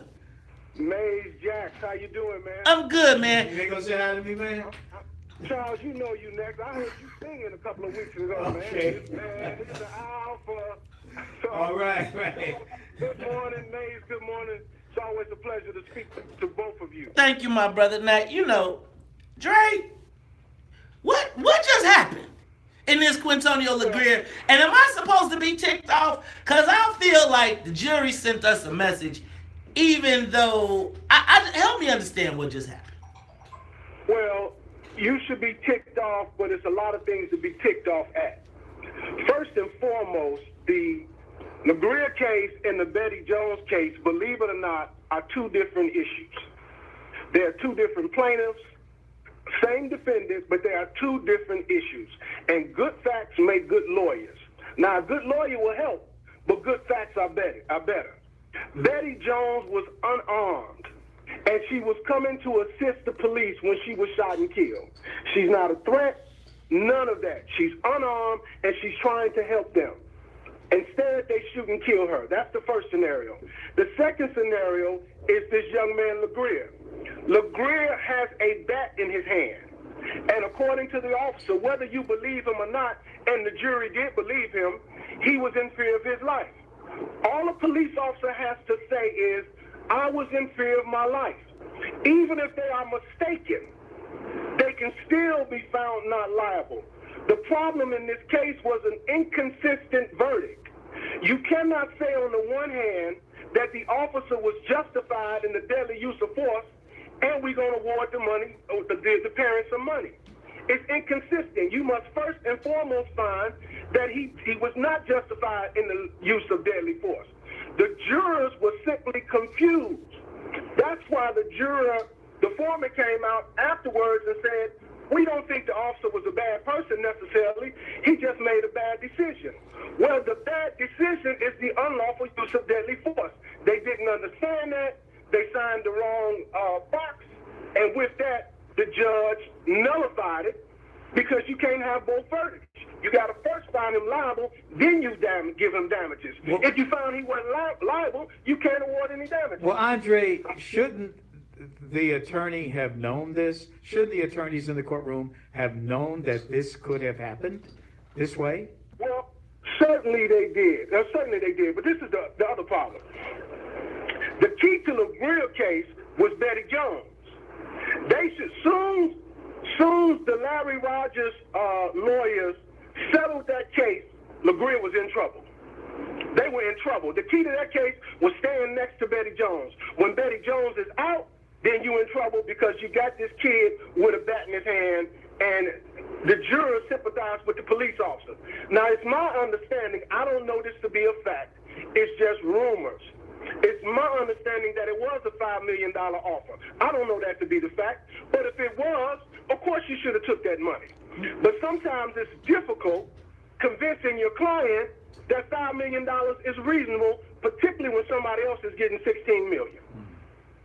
Wow. But Andre, so let me ask a question, and this is probably, first of all, so what were the factors, do you think, that played into the jury saying Rialmo was okay?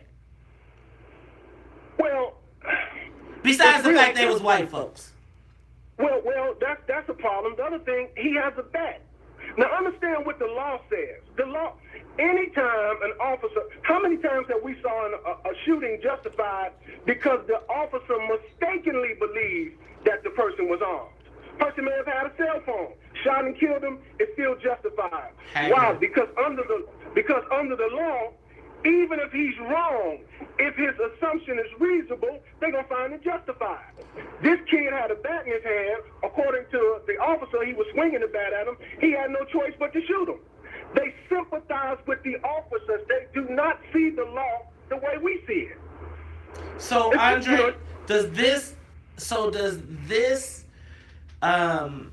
Charles, you brought this up earlier, does this Eddie Johnson, does this legitimize his claim? In his mind, it legitimizes his claim. I'm saying at the police board, will they take this into a factor to account? Oh, of course they will. This man is going to get his job back, unfortunately. But keep in mind, that night he killed 2 people. We have to keep the pressure on. We don't back out because the court didn't rule in our favor. We know that, for lack of a better term, they don't value our lives. They don't value the lives of our children. You see the same thing with the young man who was laying on the ground from a gunshot wound, still breathing, and they put a cover over his face. They don't value the lives of our children and the people in our community. And irrespective of what Eddie Johnson does, we still got to take the position and be vocal that this was an unlawful shooting. Andre, irrespective of the jury even tried to say it. Andre, let me stop you right there. We got to go to traffic and weather. When we come back, we're going to continue this conversation because I want to know, what do we do? More of the morning show with Maze Jackson coming up on the Talk of Chicago, 1690 WVON. Oh, I'm sorry. All right, I'll say that. He's not going to come back. He had to go to court. who are war veterans who are neglected by the U.S. government after y'all they can check return this to out. civilian Be right life. back. Many veterans of the Vietnam War were Take a denied moment, share the benefits, broadcast. compensation, and recognition for their efforts in serving their country. And black veterans faced more I'll be back. discrimination because of the racial tension in 1960s America. The soundtrack to Dead Presidents is a tribute to early 70s blaxploitation, featuring hits by the OJs, the Spinners, Isaac Hayes, Al Green, and Harold Melvin and the Blue Notes, among others. Released on September the 26th, 1995 by Capitol Records, the soundtrack consists of 1970s R&B, funk, and soul music. The soundtrack was certified gold, reaching number 14 on the Billboard 200 and number 1 on the top R&B hip-hop albums chart. The success led Capitol Records to release a second volume the following year. Isaac Hayes not only does a great version of Walk On By, originally sung by Dionne Warwick, but there's also an extended version of Barry White's Never Gonna Give You Up and James Brown's The Payback. Get ready, you mother, on a big payback. Listening to this soundtrack will immerse you in both the Vietnam and Black Power era. That's why Dead Presidents has become the soundtrack of our lives. WVON's Black Music Feature is presented by Ravinia Music Festival and co-sponsored What's up, y'all? by the So I'm Chicago Symphony in Orchestra. Periscope. This traffic report is brought to you by Hi, Martha Brock. finding highly skilled accounting. Wait a minute, do I know Martha Brock? Can be a challenge. Hey, let me let y'all know I'm gonna drop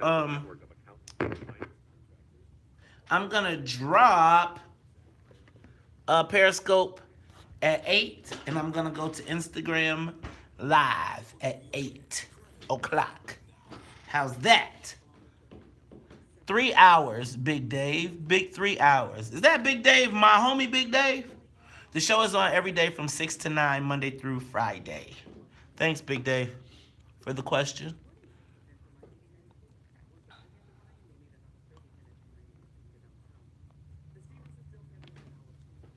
What's up, Facebook Live? It's too much going on.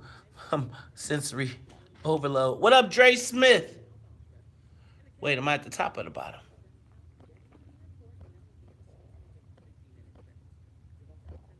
A lot of comments. How y'all doing today? See, the internet is here. Y'all eating up too much space on the internet. I got 2 new messages on Periscope. Fort Lauderdale. All right. Well, I appreciate you tuning in. We're going to move this broadcast. So it's on every day, Monday through Friday. You can subscribe to the Maze Jackson page on Facebook, YouTube, Maze Jackson, not the preacher.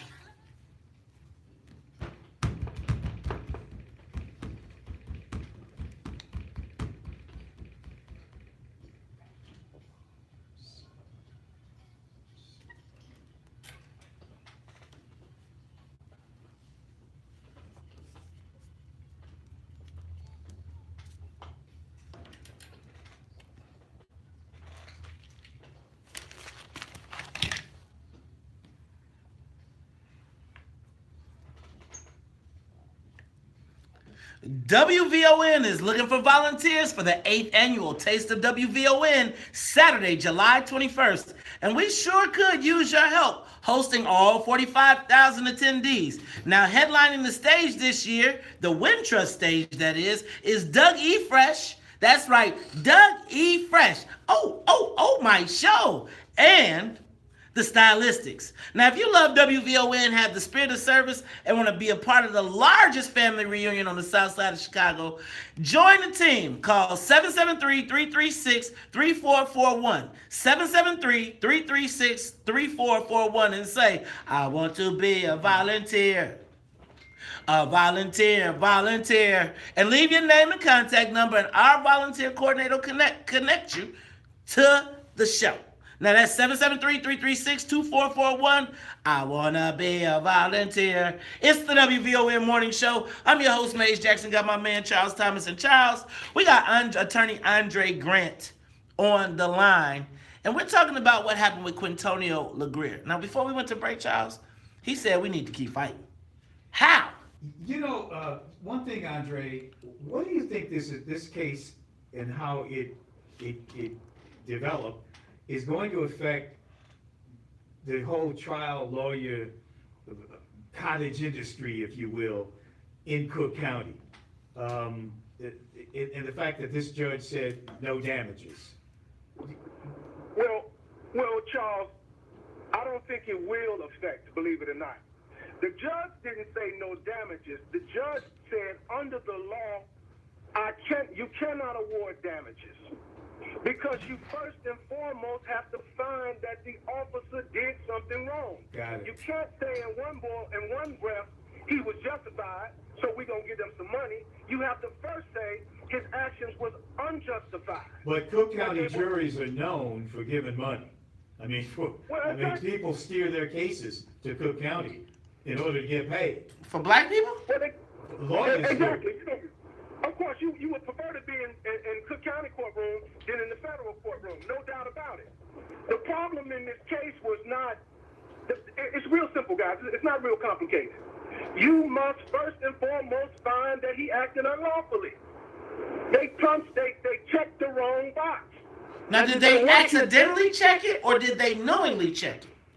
I don't know if they accidentally checked it or knowingly checked it, but they checked the wrong box.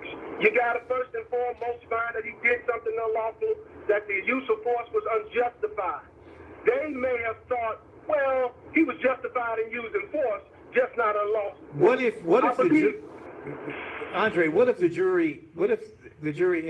individual jurors differed on their belief of what happened in the case? Would that have made a difference? Of course it did. And they probably, first of all, it only took them 3 hours. Yeah, I was thinking that too. They went in the back and basically said, hey, look, we know this was wrong. It wasn't right. We need to get his kid and his family some money. But maybe the officer acted justifiably. But you can't have it both ways. They simply misunderstood. That's what I believe. They misunderstood. But one of the things we can do in the future to get better outcomes is, one, black people have to answer the summons to come to jury. When you get that summons and say you have to come to the court system and be part of a jury, don't throw it away. Don't put it in the garbage. You got to come. And when you come, black folks also have an uncanny ability of getting ourselves kicked off the jury. Oh, yeah. We come in and say things like, no, I can't be fair. I don't like the police. You can't say that. Just like the police, or they come in and say, I can't judge people. My religion won't let me judge. What the hell are you talking about? You are fair. You have always been fair. We need you on this jury. You have insight that other people don't have. And you got to stop getting yourself kicked off it, talking about you can't be fair or you dislike the police. You know what? I'm going to tell you I can't tell you how many people, when they get that summons, go with the plot to get out. And I was just thinking, and y'all, you know what? Andre had to go because, he busy man. He actually was standing outside the courtroom, so he had to let us go abruptly. But Charles, you know what I was thinking about that? Like, I feel like I always be like, please, God, let me get on the jury. They don't never pick me. And I wear a suit, and I try to be all nice, because I'll be like, ooh, please give me a white case. Please give me a white case. I would be like, guilty. I'd be like, no, I'm fair. Because I be feeling like it's our chance to get one in. But I'm just going to say this, and I can be fair and impartial, but I'm going to say this, black folks. You don't want that to happen? Don't let them keep getting all white juries. Because for real, a brother would have been back there like, hold on, y'all. Hold on. I can't even go home. Because if it was a brother on that jury, and they came home and that people didn't get nothing, oh, yeah. Yeah, the other thing, too, is that would one dissenting vote on the jury that said that was unjustified, would that have made a difference legally to that judge making that ruling not to allow an award? I just want to ask, was this insult to injury? Because the judge also ruled that they ruled against the family and for Robert Rialmo, in saying that the family put intentionally inflicted emotional distress on him. Basically saying, Why y'all messing with dude? Right. And I got to think if there were black people on that jury, this would have come out differently. And we pointed it out even last week that there were no black people on the jury. Black people in Cook County, the largest black county in the country. Charles, once again, it goes back to what I'm talking about at 8:47. We are sitting out as the world passes us by. Look, it's the WVON Morning Show. I'm your host, Maze Jackson. Charles, now coming up, we got somebody I'm looking forward to talking to. The grandson of Nelson Mandela. Ndaba Mandela will be with us. Now, he's got a new book, Life Lessons from His Grandfather. Charles, I got some questions. Nelson Mandela, he was locked up for how many years? 27? 27. 27 pounding rocks on, what island was it? I want to say Ellis Island, but that ain't it. Shoot, we need to put some people to Ellis. You know what, let me stop. It's the WVON Morning Show. I'm your host, Maze Jackson. Charles Thomas will be back after traffic, news, and the weather. The talk of Chicago and the voice of the nation. All right. 1690 Periscope. WVON, Berwyn, Chicago. Holler back. I'm going to Instagram TV now. Peace out. Thank you for tuning in.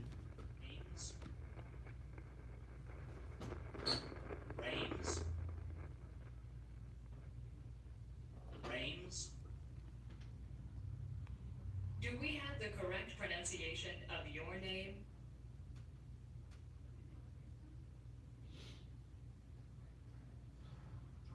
Oh, wow.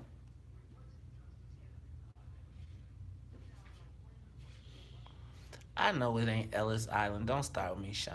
I know it wasn't Ellis Island. I was being silly. Thank you.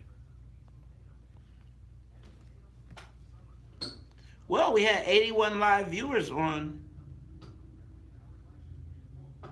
Periscope, which is pretty much equivalent to what we got in Facebook. That's interesting. Oh, wow.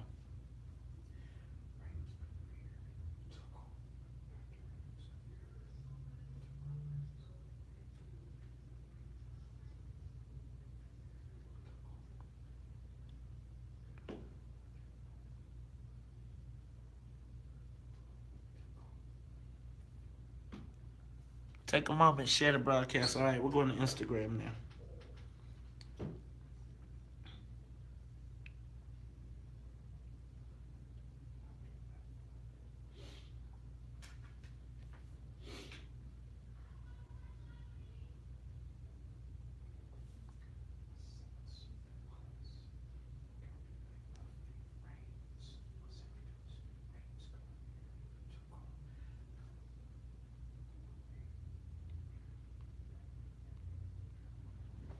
I think I'm going to Instagram now. I don't know.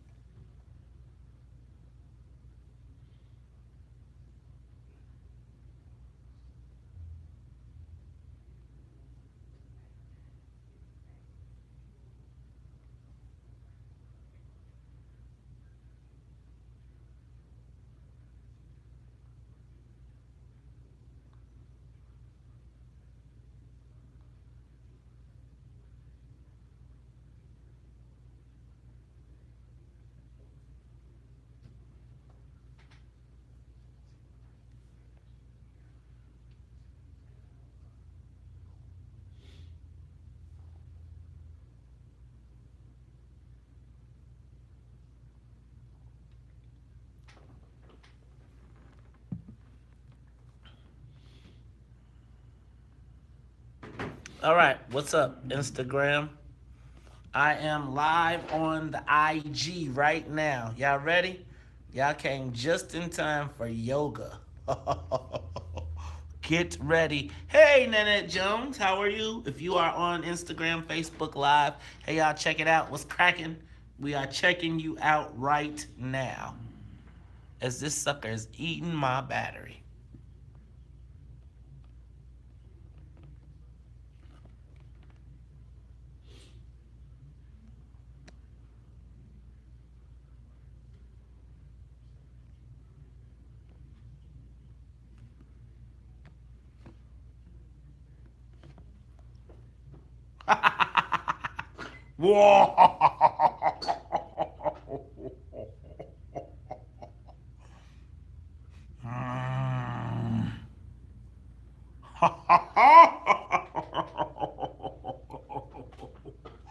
That's bogus.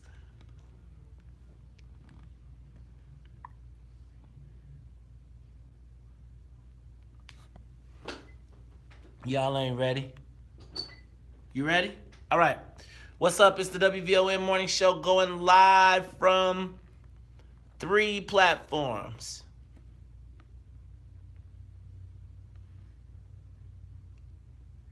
All right. That's right. We're going live from 3 platforms today. That's right. Instagram, Facebook, and YouTube. What's up?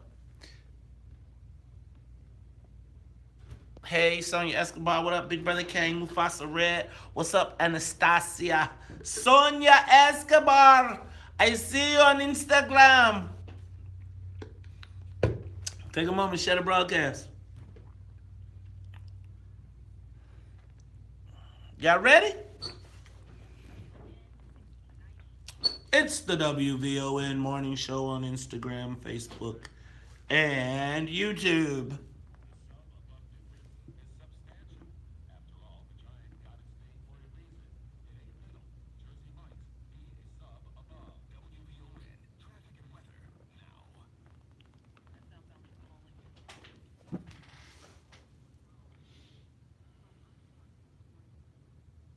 Okay.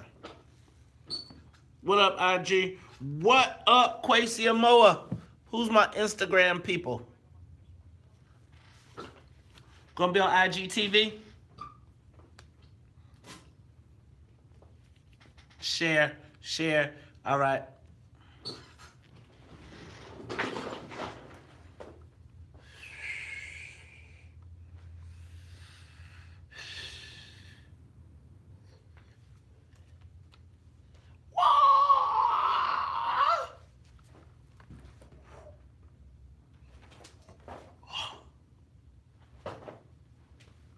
It's time for yoga.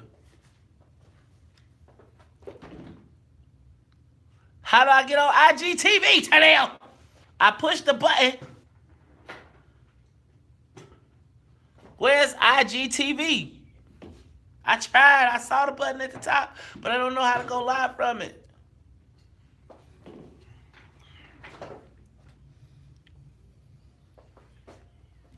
Oh, okay.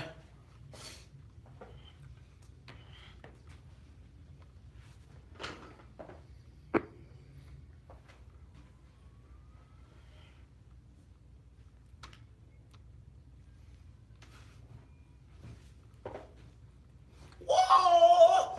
What?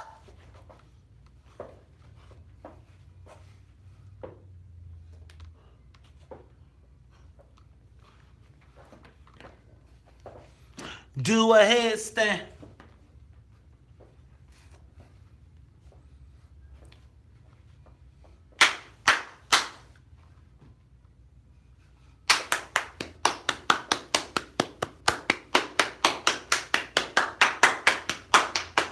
Y'all ready?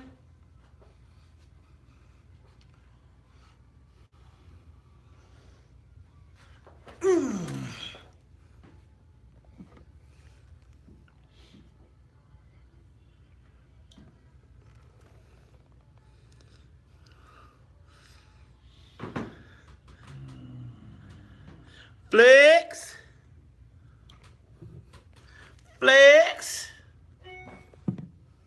Crown on the head, but the world on my shoulder. Hey, Commissioner Carey still.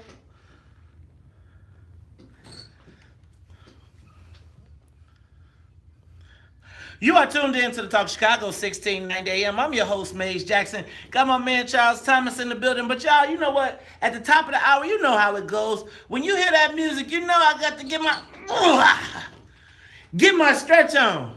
But at the top of the hour, you know we got to say what's up to the WVON Morning Show team. What's up to Annette Flournoy in the newsroom, as well as Miss Sonia Escobar, the musical conductor of the Soul Plane. Now, if you are watching, checking us out on social media, we are on Facebook Live, YouTube Live, and today we are on Instagram Live. Check us out on all of the platforms. I think we're going to get Periscope back in a minute. But, Charles, you know, when you talk about black icons, world icons, for sure, there is a name that is on everybody's list. It is Nelson Mandela. Yeah, I mean, you know, in world history, I mean, he is revered, I think, and this is a controversial statement, I think, but I think he is revered for the man, the person who stopped South Africa from becoming a bloodbath during its transition. You know what? That's a great way to look at it. That is a great way to look at it. You know, Nelson Mandela spent 27 years in prison after being a freedom fighter with the African National Congress, the ANC. But Charles, you know, Nelson Mandela left us recently. And here to discuss his life and lessons from his grandfather, Ndaba Mandela. Ndaba, welcome to the WVON Morning Show. How are you? I'm good. How are you? We are great, brother. We are great. So talk to us, brother. You wrote a new book, Going to the Mountain, Life Lessons from My Grandfather. Now, very few people, no, not very few people, your grandfather was the Nelson Mandela, hero to the world. Talk to me about this book and what you've learned from your grandfather. Well, this year we are celebrating 100 years of Nelson Mandela. If he was alive, he would be turning 100 years old. And so I decided that, you know, one of the things I could do was to share our grandfather, because we obviously had to share our grandfather. But most importantly, we all know, you know, people our age and older, the value of Nelson Mandela and why it's so important for the world. But I wanted to be able to touch the younger audience and let the younger audience relate to Nelson Mandela, not from a perspective of being a great icon or a president, but as a grandfather, because it's much more easier to relate to a grandfather than a huge statesman, a politician, etc., etc. And to say, let me reach out and show the kind of human being, the kind of grandfather and father figure Nelson Mandela was.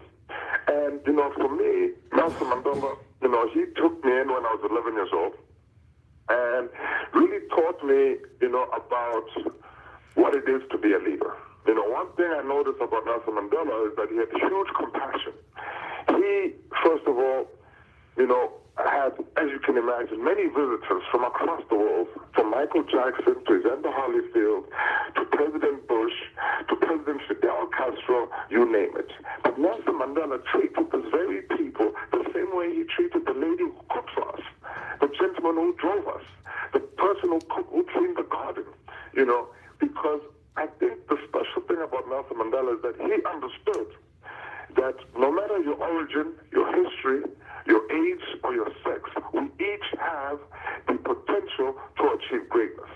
So I wanted people to understand that Nelson Mandela is the kind of person who has integrity, who had a great vision and dedication, and had conviction in his beliefs of making sure that people always have the courage, the confidence to stand up in the face of injustice. And because as a leader, you are there to serve. You're not there to tell people that you're the best. You are there to serve.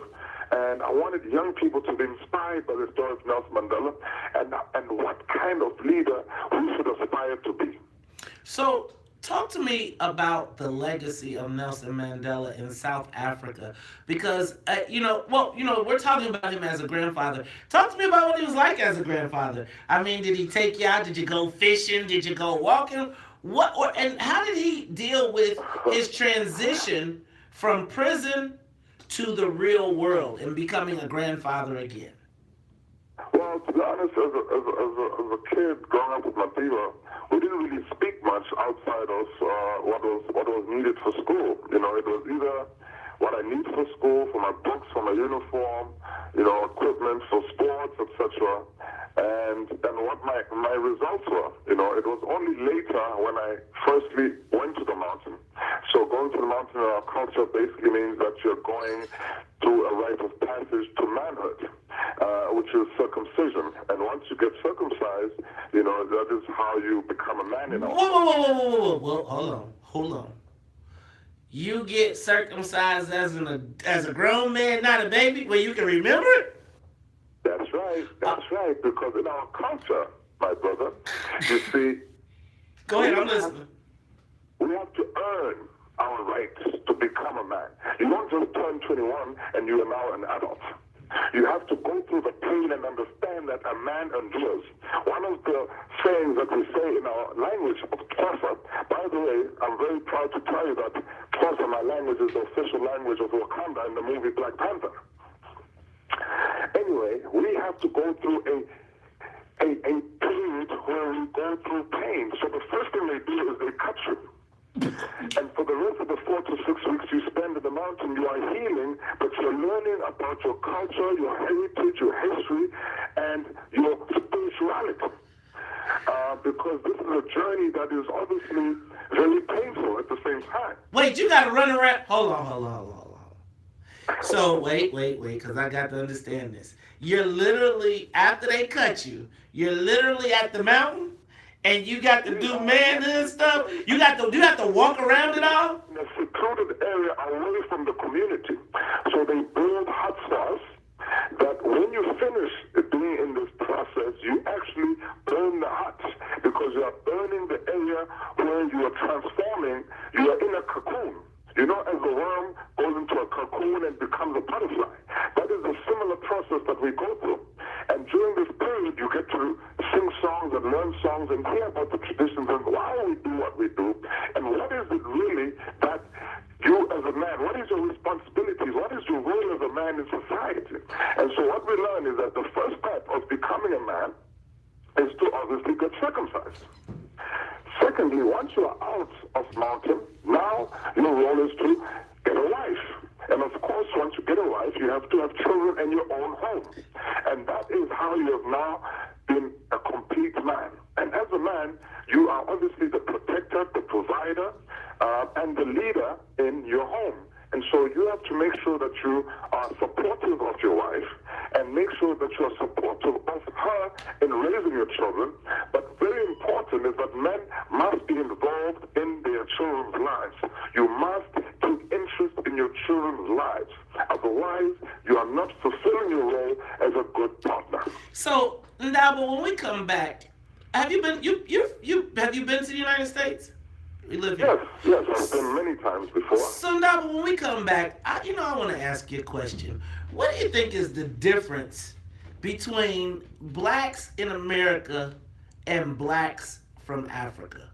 Let's talk about that when we come back. And I want to see if your grandfather taught you anything that you think we need to learn here in the United States. It's Talk Chicago, 1690 AM. More of The Morning Show with Maze Jackson coming up on the Talk of Chicago, 1690 WVON. I'm going to tell you like this. I am grateful that I was circumcised when I could not remember it. Because whoever circumcised me as an adult and I can remember it, I'm trying to kill your butt. Jump out of here. Take a moment, share the broadcast. What's up? I see you on Instagram, I see you on Facebook, and I see you on YouTube. All right, so... Man, that ain't Wakanda. You ain't circumcising me at no 30 years old, no 18, 21 years old. What up, Aunt Neil? What up, Nanette Jones? What up, Stay Focused Media? What up, Socially Tennille? What up, JB Allen? What up, VR Bites? Wakanda forever. Wakanda! Even though they busted up Wakanda, y'all, in the last Avengers. What up, Illinois Reese? What up, Judge Fitzgerald? What up, Dre? What up, Mr. Williams? What up, Earth B? What up, Bueller? What up, Reese? What up, Ill Skill? That's Eddie. What up, King Nick? Follow you on Instagram. Follow me on Instagram, King Nick. What up, Aunt Neil? Hey, y'all. What up? Is that my boy Nick? I don't know. What up, Jay Hayes? Oh, I'm supposed to record. Oh, well, I'm gonna record a I got one I think I'm gonna record. What up, 761st Gun Club? Hey, y'all, could y'all get some people to follow me on IG? Because I don't know how this works. So could y'all help me? I want my son to watch me. My son, if I'm on IG, my son might like me. They be like, you're lame. Is that Bun Nick? That Bun B Nick? What up, Carol Winters Turnbow? We love you too. What up, Ron Lewis? What up, Antonil? What up, Carlton? What up, Ready Rock? What up, Rick Good?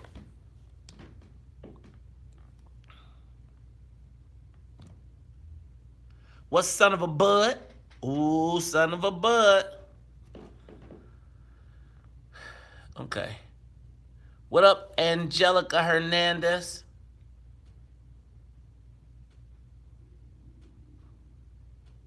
What up, Edward James Matthews Jr.? What up, A. Tizzle? Patrice Roberson? Darlene, Dr. Darlene? I'm not old. I'm older.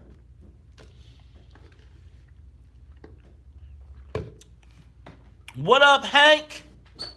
Hank is a world traveler, man. Hank, you be everywhere, bro. In case you don't know who Hank is, that's Henry McGee. A family reunion. A family reunion. Can you take this down? Can you take this judge stuff off my screen? A family reunion. A family reunion.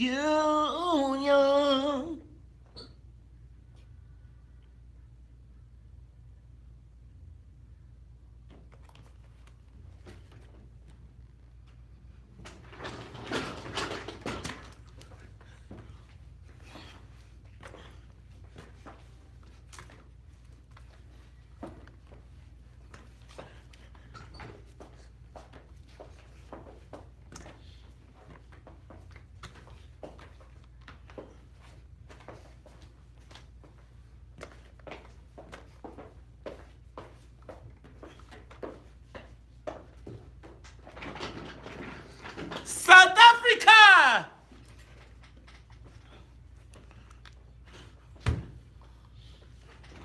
So you gotta hear the music.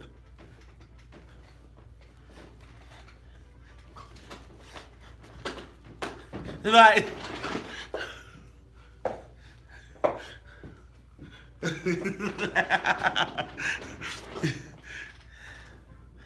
you are tuned in to the Talk of Chicago, 1690 AM. Charles, we are talking to Ndaba Mandela. And you know, he was talking about rites of passage in Africa. And I'm wondering, Charles, are there any learnings that Ndaba may have gotten from his grandfather that are applicable to blacks in the United States? Because there seems to be a difference. You know, I want to know about the whole notion. How did, after 27 years of really torture, did Nelson Mandela Madiba overcome anger? What is the lesson there? What lesson did he teach you, Ndaba, about anger and how to temper it, how to overcome it, how to struggle on despite it? You know, Nelson Mandela taught taught me a few things. The one thing he taught me is that in order to defeat your enemy, you must work with your enemy because then he becomes your partner.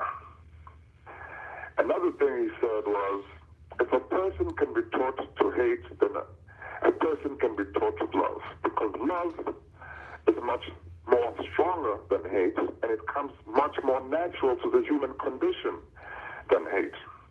And so, all those years he spent in jail, he was witnessing the independence of different African states across the continent, from Ghana in 1950, Zimbabwe in 1980, and most of these independence were followed by civil war. Now, I believe Nelson Mandela saw the violence, or experienced the violence, was part of the violence that took place in South Africa, and thought to himself, how do we end the cycle of violence that has continually been eating and taking away from our society? And so when he came out of jail, I believe he had come to the conclusion that we can no longer continue to see a prosperous Africa if we're going to continue being caught up and using violence as a means of expressing ourselves or really getting our point across. And he made sure, but by all means necessary, that we understand the importance of peace. One of the first few statements that he said at that very famous speech that he gave in Cape Town as he came out the very same night was, comrades, throw your guns in the ocean. This is a time that we walk towards peace. And so I think it was just also a moment where God took him in, because one thing that I constantly think about is that there was many comrades, like Steve Biko, leader of the Black Consciousness Movement in South Africa, Solomon Masango, one of the generals of the MK movement, who were hanged, who were killed in prison. Why didn't they kill Nelson Mandela? Well, Ndaba, and I guess that becomes a question, because it seems like right now, if you look at the state of blacks in South Africa, and maybe you correct me if I'm wrong, but it seems like a few of the blacks have become wealthy, but the white folks kind of kept the power.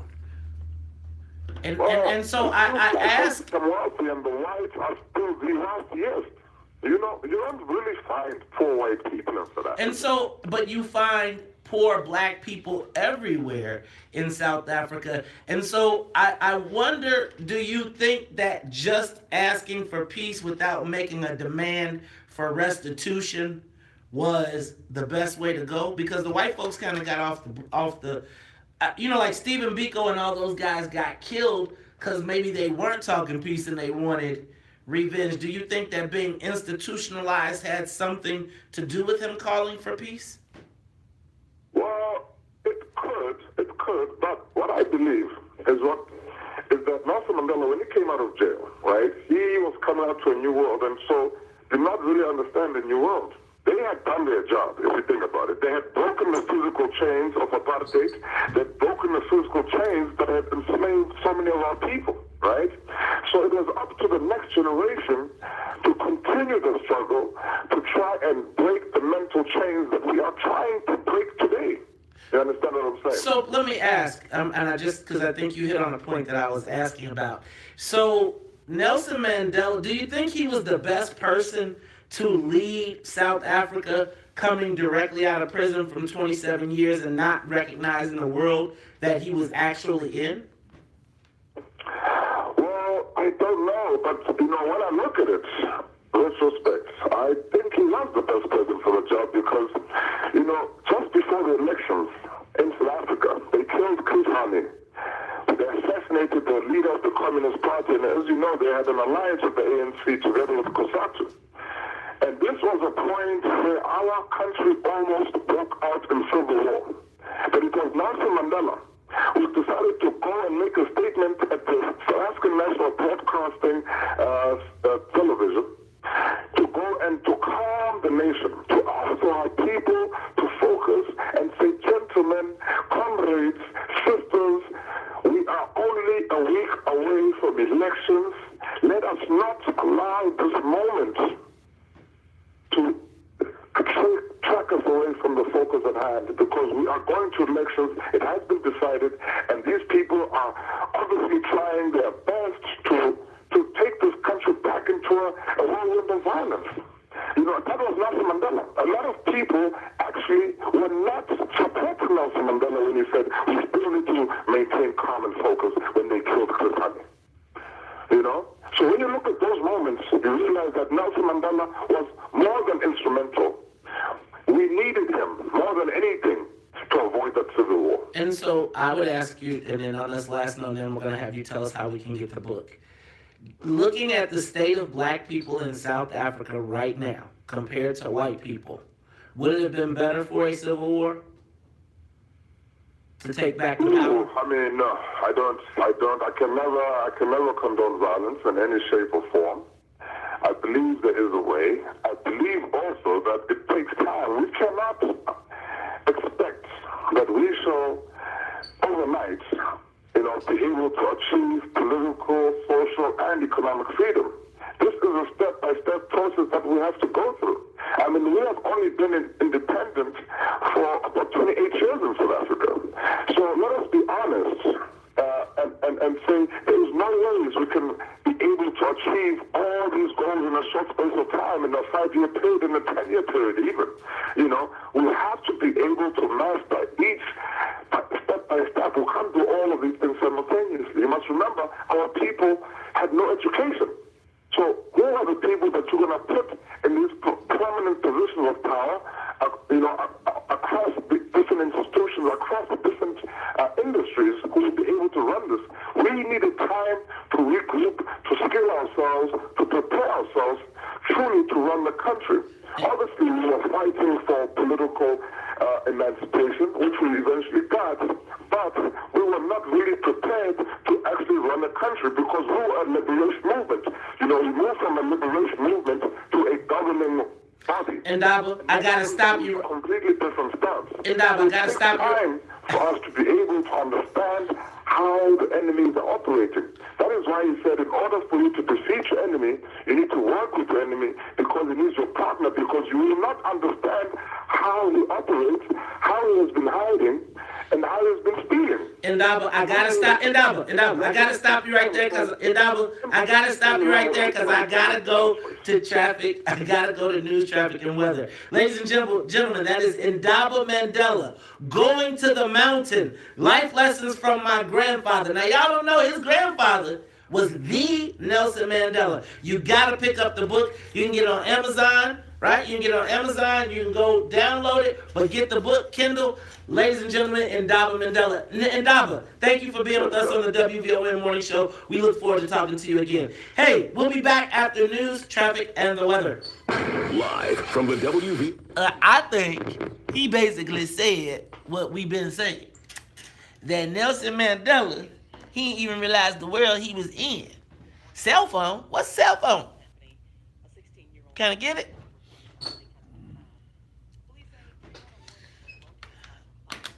So essentially, was that the only smart black dude?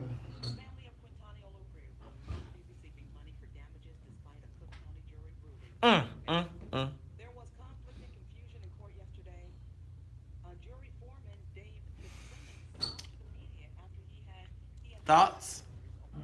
What's up, Nick? What up, Aaron Foster? Let's stay together. What's up, Sonia Esco? London Nickerson from the crib.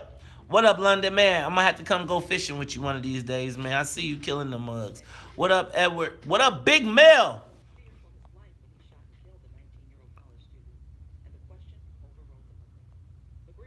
Man, that was some old lovey-dovey.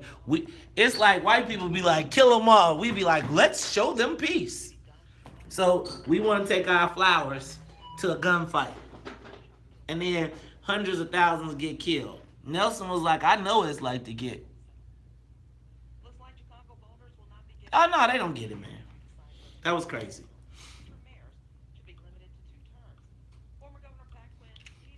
I don't know how I felt about that. I mean, well, let me say that. I don't have a problem with Indaba. I'm just saying. Indaba. I'm just saying, y'all. What up, DJ Deezer? I said, is this Nick Bun? Moses was the most articulate, but he was God's choice 27 years. Yep. I got you on that, no PC, but once God got the Israelites out of once the guy got the Israelites out of Egypt, they went to war, bro. They went to war. God told them to go kill everybody and take your joints.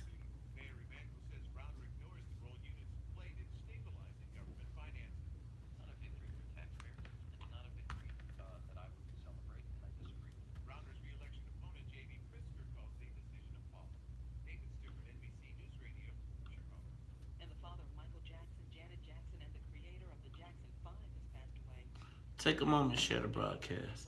Hey y'all, I might go live today, a little bit later on today. So stay tuned.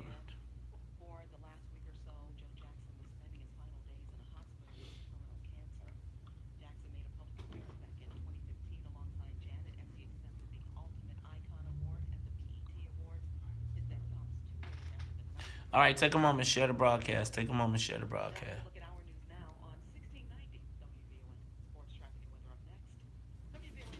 People don't understand that.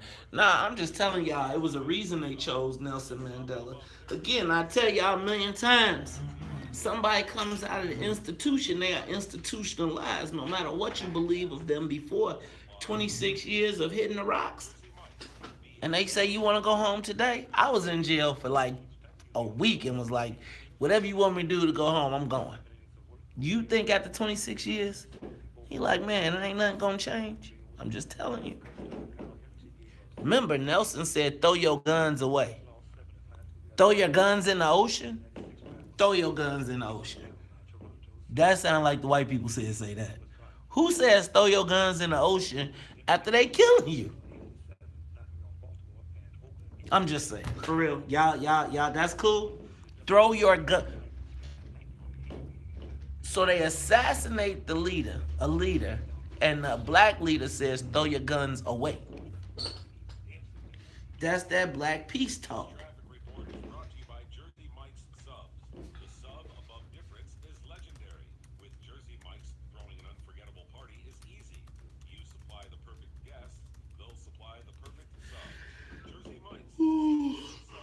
Oh, shit, the broadcast. What's up to the grand? What's up, psychotherapy?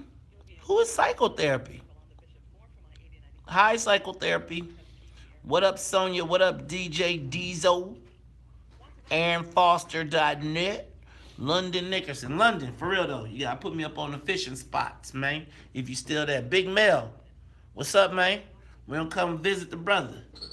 You know what I'm saying? Talk to the homie.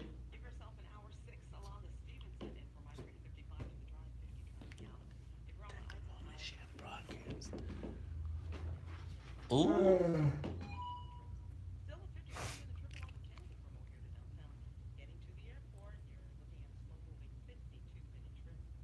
Hey man, Winnie, that's why he came home. Winnie was like, what happened to you?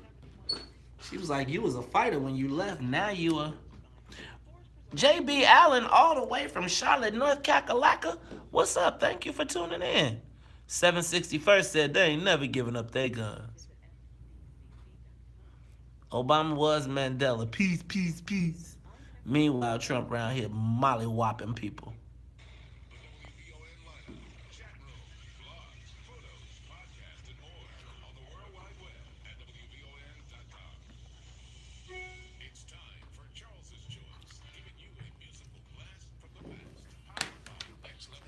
I'm sleeping together. Who is VR Bites? VR, do we know you? Do I know you? Whatever you want to do. What's up, Queen Lady D? With me. What up, Leonard Hayes? You make me feel so brand new. I want to spend my life with you. You say it seems, baby, since we've been together, loving you forever. So what I need, give me, be the one you come running to. I will never be on untrue. That's one more from the soundtrack of our lives, the Al Green classic. Let's Stay Together. Remember it from 1994's Pulp Fiction. That's when Marcellus Wallace, the character played by Ving Rhames, was introduced to the film. And that's our choice for this Thursday, June 28th. Brought to you by Next Level Health. If you live in Cook County and need Medicaid, call Next Level Health, the only black-owned company approved in Illinois to offer health care services in Cook County. Hayes? Hey, y'all, every day, 8:30, after the 8:30 break, it is Charles's Choice. That is Let's Stay Together, soundtrack of our lives. But Charles, lot going on today, man. Donald Trump, you got the Quintonio LaGreer, you got the Charles, I feel that you got the AFSCME case. Joe Jackson died.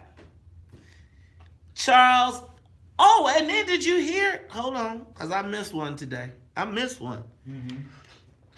Did you hear that CPS is opening the Office of Student Protection? Think about that. That they got to open an office that in the where we send our kids to school. Could you imagine growing up the way you did, the way I did, and they have to have an Office of Student Protection at the schools? To protect us from the teachers. From the teachers who might be predators. Woo, man. What? Have the lawsuits Because yet on this? I felt like maybe that was the reason that they took the money back on old boy to send a signal like, don't you Negroes get out of pocket with these lawsuits. Charles, what does it mean financially to the city right now? Like, I just think about what's looming in. We paid how much in police lawsuits? Hundreds of. Bro, we did 100. They just did $6 million again yesterday. I think it was. So they did another $6 million. Oh, did they? Yeah, another $6 million yesterday. City Council did. Yes. Yeah, and of course there's the $16 million waiting in the wings. 16. From Betty Johnson. Well, at least they got $1 million rebate. Well, they got it. Yeah. Yeah, they probably are celebrating that. They saved a little money on Quintel. Oh, sure. So, Charles, it just seems to me, my brother, that the world is changing around us. And it seems like black folks are just being, like, I feel like we victims, man. I feel, and when I say victims, like willing victims. Like, it's just happening around us. And people profit off our victimization. The cottage industry, think about it. First of all, let me tell you what, Futris or whatever his name is. Right. Somebody, it is a bunch of Jewish lawyers somewhere saying, they laughing, told you. They said, because he's the only one who ain't got the money. He is the only person that did not get some money out of Chicago. And when you think about the school situation, think about the lawyers who are teeing it up right now on these schools. Think about that. Got 40 times. How much? What do you think? What do you think are they gonna put a per incident fee? Do you think they set a number? Oh, they did. So they're gonna do that. So how much do you think?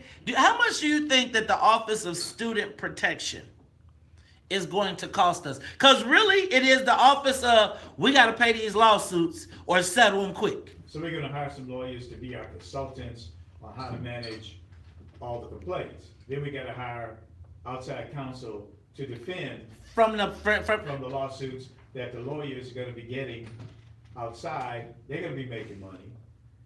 2 sets of lawyers are gonna be making money. None on black firms. Go ahead. Taxpayers. Yep.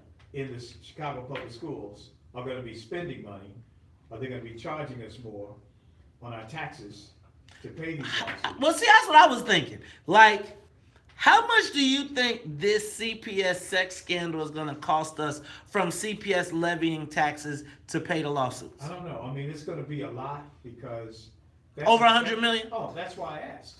Think about how much it cost the Archdiocese of Chicago. I mean, they actually sold. They were selling their assets in order to pay these. So what we can't sell it. What they gonna sell the? What they gonna sell the Dan Ryan? They got a lot of vacant school buildings they can sell. Nah, but them ain't those vacant schools. Yeah, but they only selling them for like $20,000, $50,000. So that you can't do that. Oh, can I also tell you? Yesterday I was down by City Hall yesterday when I got back in town, and so I went to this restaurant and I saw 2 aldermen. Well, I saw actually 3 aldermen, but guess who I ran into? Which one? Oh man! I ran into old Get It Straight. Hi, Maves. I was like, the alderman spoke. I was like, that's a good sign. After she tried to, man, she want to speak after she gave away 50. Okay, see, I don't know. I think that might be on the band talk list too, so I'm gonna stop that one too. But I also ran into Alderman Sophia King, who was very clear to me that the Ida B. Wells situation was not courtesy of Anthony Beale. She was adamant about saying. Well, Anthony Beale was quoted saying. She said Anthony Beale ain't have nothing to do with that. She pulled me to the side, not even to the side, and I said, "Well, come talk to us about it, because I really think that's a great thing." But It's how what's does that not have anything to do with it? He's chairman of the transportation committee. How do he have not anything to do with it? Charles, I don't know, but I wanted to make sure that I wanted Alderman King to know that I was being fair, right? And that I wanted to make sure that she got full props. Now, I don't know what Brendan Riley got to do with Ida B, because he said you ain't making Wells Street no Ida B. Wells, not in my downtown. But Congress Parkway runs right through his ward. Does it? Yeah, wouldn't it be? That would be his ward. Yeah, it certainly isn't. Nah, bro. Yeah, actually. It is? Hey, bro. I thought that hey, bro. Pat Dow, all of them got a piece of that, right? Oh, really? Yeah, brother. So, I don't know, and it may run through. I'm sure Brendan's got a piece of it, but did you know the 4th Ward goes all the way downtown like that? I didn't know it. I did not. Yeah. I didn't know 4 went down that far. I knew that 3 did. 3, yep. So, all of that's going on, but Charles, I just want to make sure I give Alderman King her props. Alderman King, regardless, you deserve kudos for Ida B. Wells, even though we still need John Point du Sable, right? So can we get? Well, Brendan ain't gonna let him have Michigan Avenue, so maybe we go to. I think we rename Lakeshore Drive du Sable Drive. Absolutely, du Sable Drive. It has a ring to it. Yep. Du Sable Drive. There's some alliteration. Right. We can get Reverend Jackson to do it too. Yeah. Du Sable, get on the ride to du Sable Drive. You don't know. Ladies and gentlemen, I'm just telling you, right? I have a dream. I am. Du Sable Drive. Lord, give us our expressway. Give us our drive. We want the outer drive for the good Jean Point. What is it? Baptiste Point. Du Sable. Now let me tell you, Du Sable Drive. I like how that flows. Du Sable Drive. Let's rename it. Hey, y'all, we come back. Charles. This ain't no jive. This ain't no drive. This ain't no jive. This ain't no jive. Get on Du Sable Drive. Well, God gonna bless you real good. We'll be right back.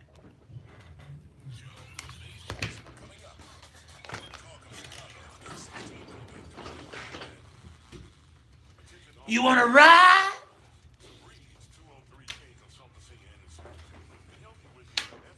Or do you want to fly? No matter how you do it, Just do it. Don't do cyber drive. Take a moment, share the broadcast. Hey, y'all, we going out to Andre Smith's event tonight. Andre posted right now because I don't have any internets. Oh, you know what? Do you hate? I made some fish last night. It was so good. But when I made it,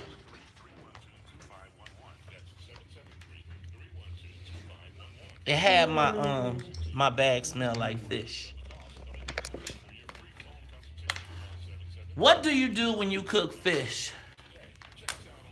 Janice, what's in my juice? It's not juice, it's coffee. Coffee.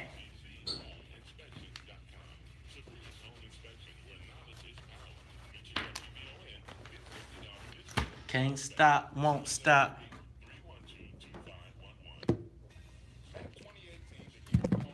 Oh, sorry. What's up to everybody on Instagram, Facebook, and YouTube?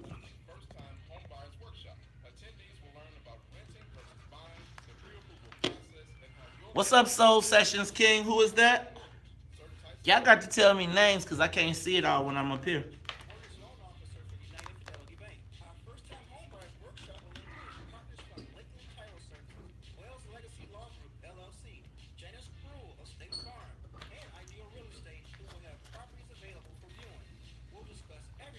What's up, Nick? How you doing, man? How y'all doing? Y'all rocking with us today? It's the WVON Morning Show. Nick, you bought? Is this little Nick or big Nick? Because if it's... Man, you been practicing up? What's your basketball? What we doing this year, man? We got to win it all. Did you go to camp? I saw the Jacks, Bug and Mason and Hunter went down too. All right, CK, we got to kill them this year. We taking it all. And we whooping. What up, Anthony James? How you feeling, man? It's the WVON Morning Show. I'm your host, Maze Jackson. Got my man. Oh, what's up, Big Nick? I know Nick. Baller.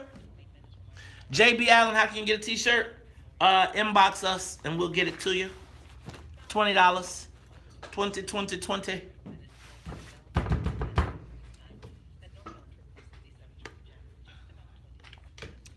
Take a moment, share the broadcast. What's up, YouTube, Facebook, and Instagram? This is my first day on the gram.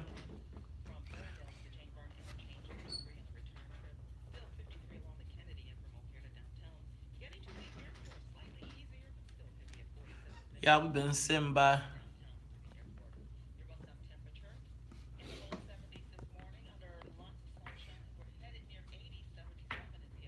Okay.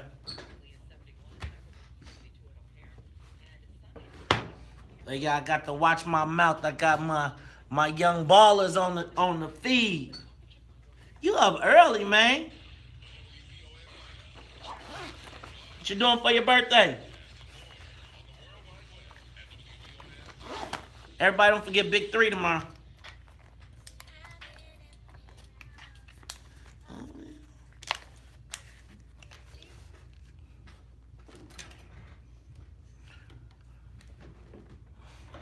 What's up, Anthony? Bolingbrook in the building. Mazons is the 10th. To pray. What's up, Oriel?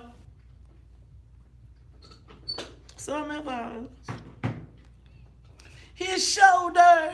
His words were very nice. Boog is gonna be 13. Mazon gonna be 13. Gonna be a teenager. He gonna be 12? Oh my God. Love is amazing, is. Y'all getting so big. We going undefeated this year.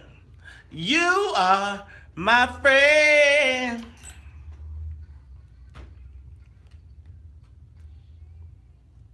Love of my life. Nah, I don't think I'm going, Anthony.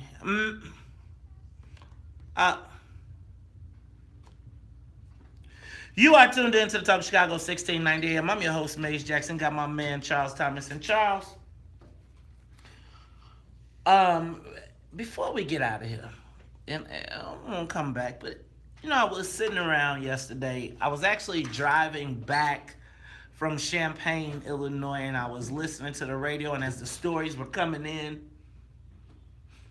I thought about black people and where we sit right now. I was thinking about the immigration issue.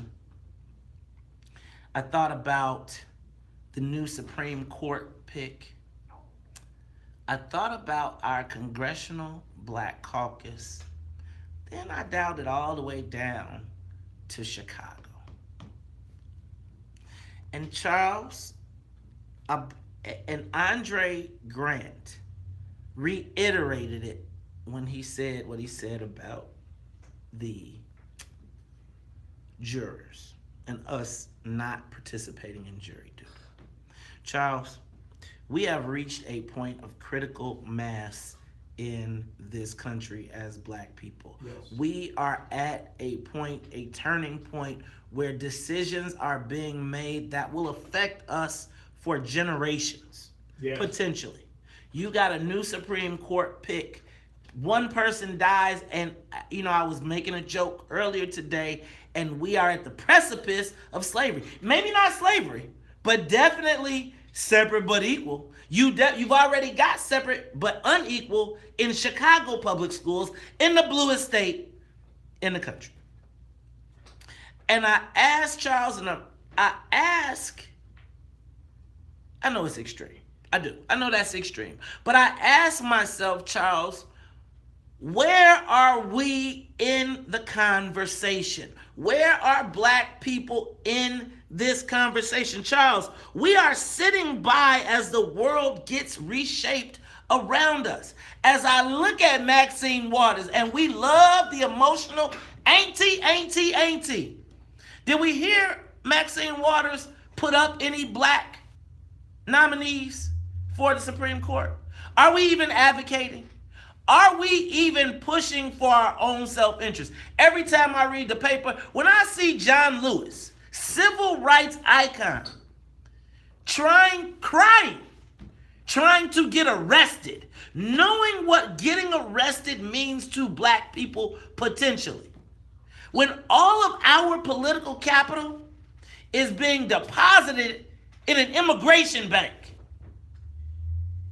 I gotta ask, Charles, what are we doing? Who is the last person black elected, not even black elected, who is speaking on behalf of black people, saying what is going on and how we really feel? Charles, right now, our leadership has lulled us to a point of we are now crying over immigrants as our own kids are being displaced, killed, and murdered. Some of it by us. But yet and still, Charles, as we continue to sit by, as Maxine Waters, as our Black Caucus, as our people continue to tell us Trump, who's talking to Trump? Who's being the smart person saying, we got to talk to Donald Trump? As you watch what happened with this Janus decision, right? And they're changing it. Charles, how does it... We are sitting by as our future is being determined for us. And I just had to get it off my chest. Well, I mean, we have to basically take control of our own destiny the way we did 35, 38 years ago when Ronald Reagan was elected president. Everybody said it's hopeless. We can't do anything. Well, Ronald Reagan's going to turn back the clock. He's going to revoke the Civil Rights Act of 1974. He's going to end affirmative action. He's going to do this. He's going to do that. We here in Chicago reached some of our greatest heights because we came together in the 1980s, and we basically defined not only Chicago, but perhaps the rest of the country for the next 30 years, because we have strength and we have power, and if we come together, we can do this. We don't need Donald Trump to help us no more than we needed Ronald Reagan to help us in the 1980s. He didn't help us. We did it on our own.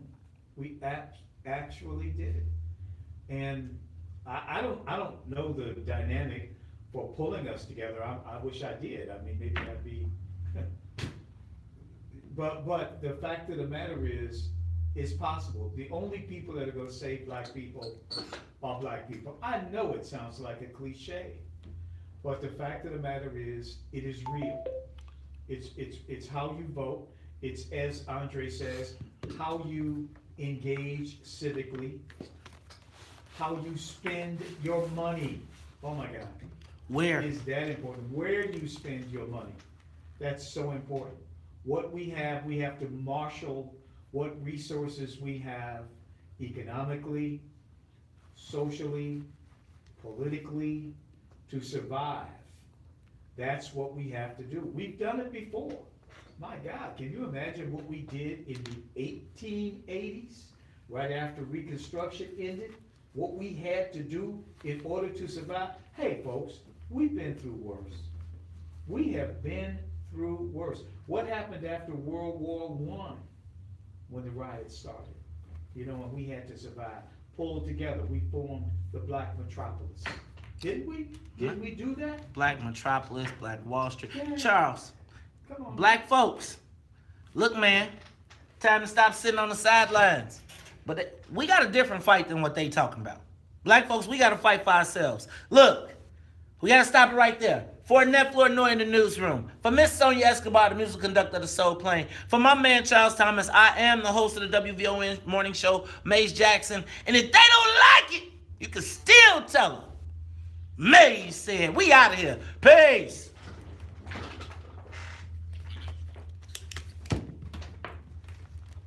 All right, peoples. We are sitting around as the future, our future is being planned for us, and we not participating. That, my friends, is some bullshit. Bullshit. Spot on, Maze. Spot on. Thank you.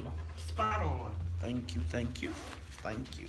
I've been saying the same thing. I'm so sick of Maxine Waters and John Lewis. I don't know what to do. John Lewis, that nigga gets something out of that. Woo! That mushmouth shit. Oh my God, I can't take it. 1969. How long are you going to rest on your civil rights laurels and they are slowly chipping them away? How many times you gonna watch over that bridge? Come Really? on, nigga, please. Slow down.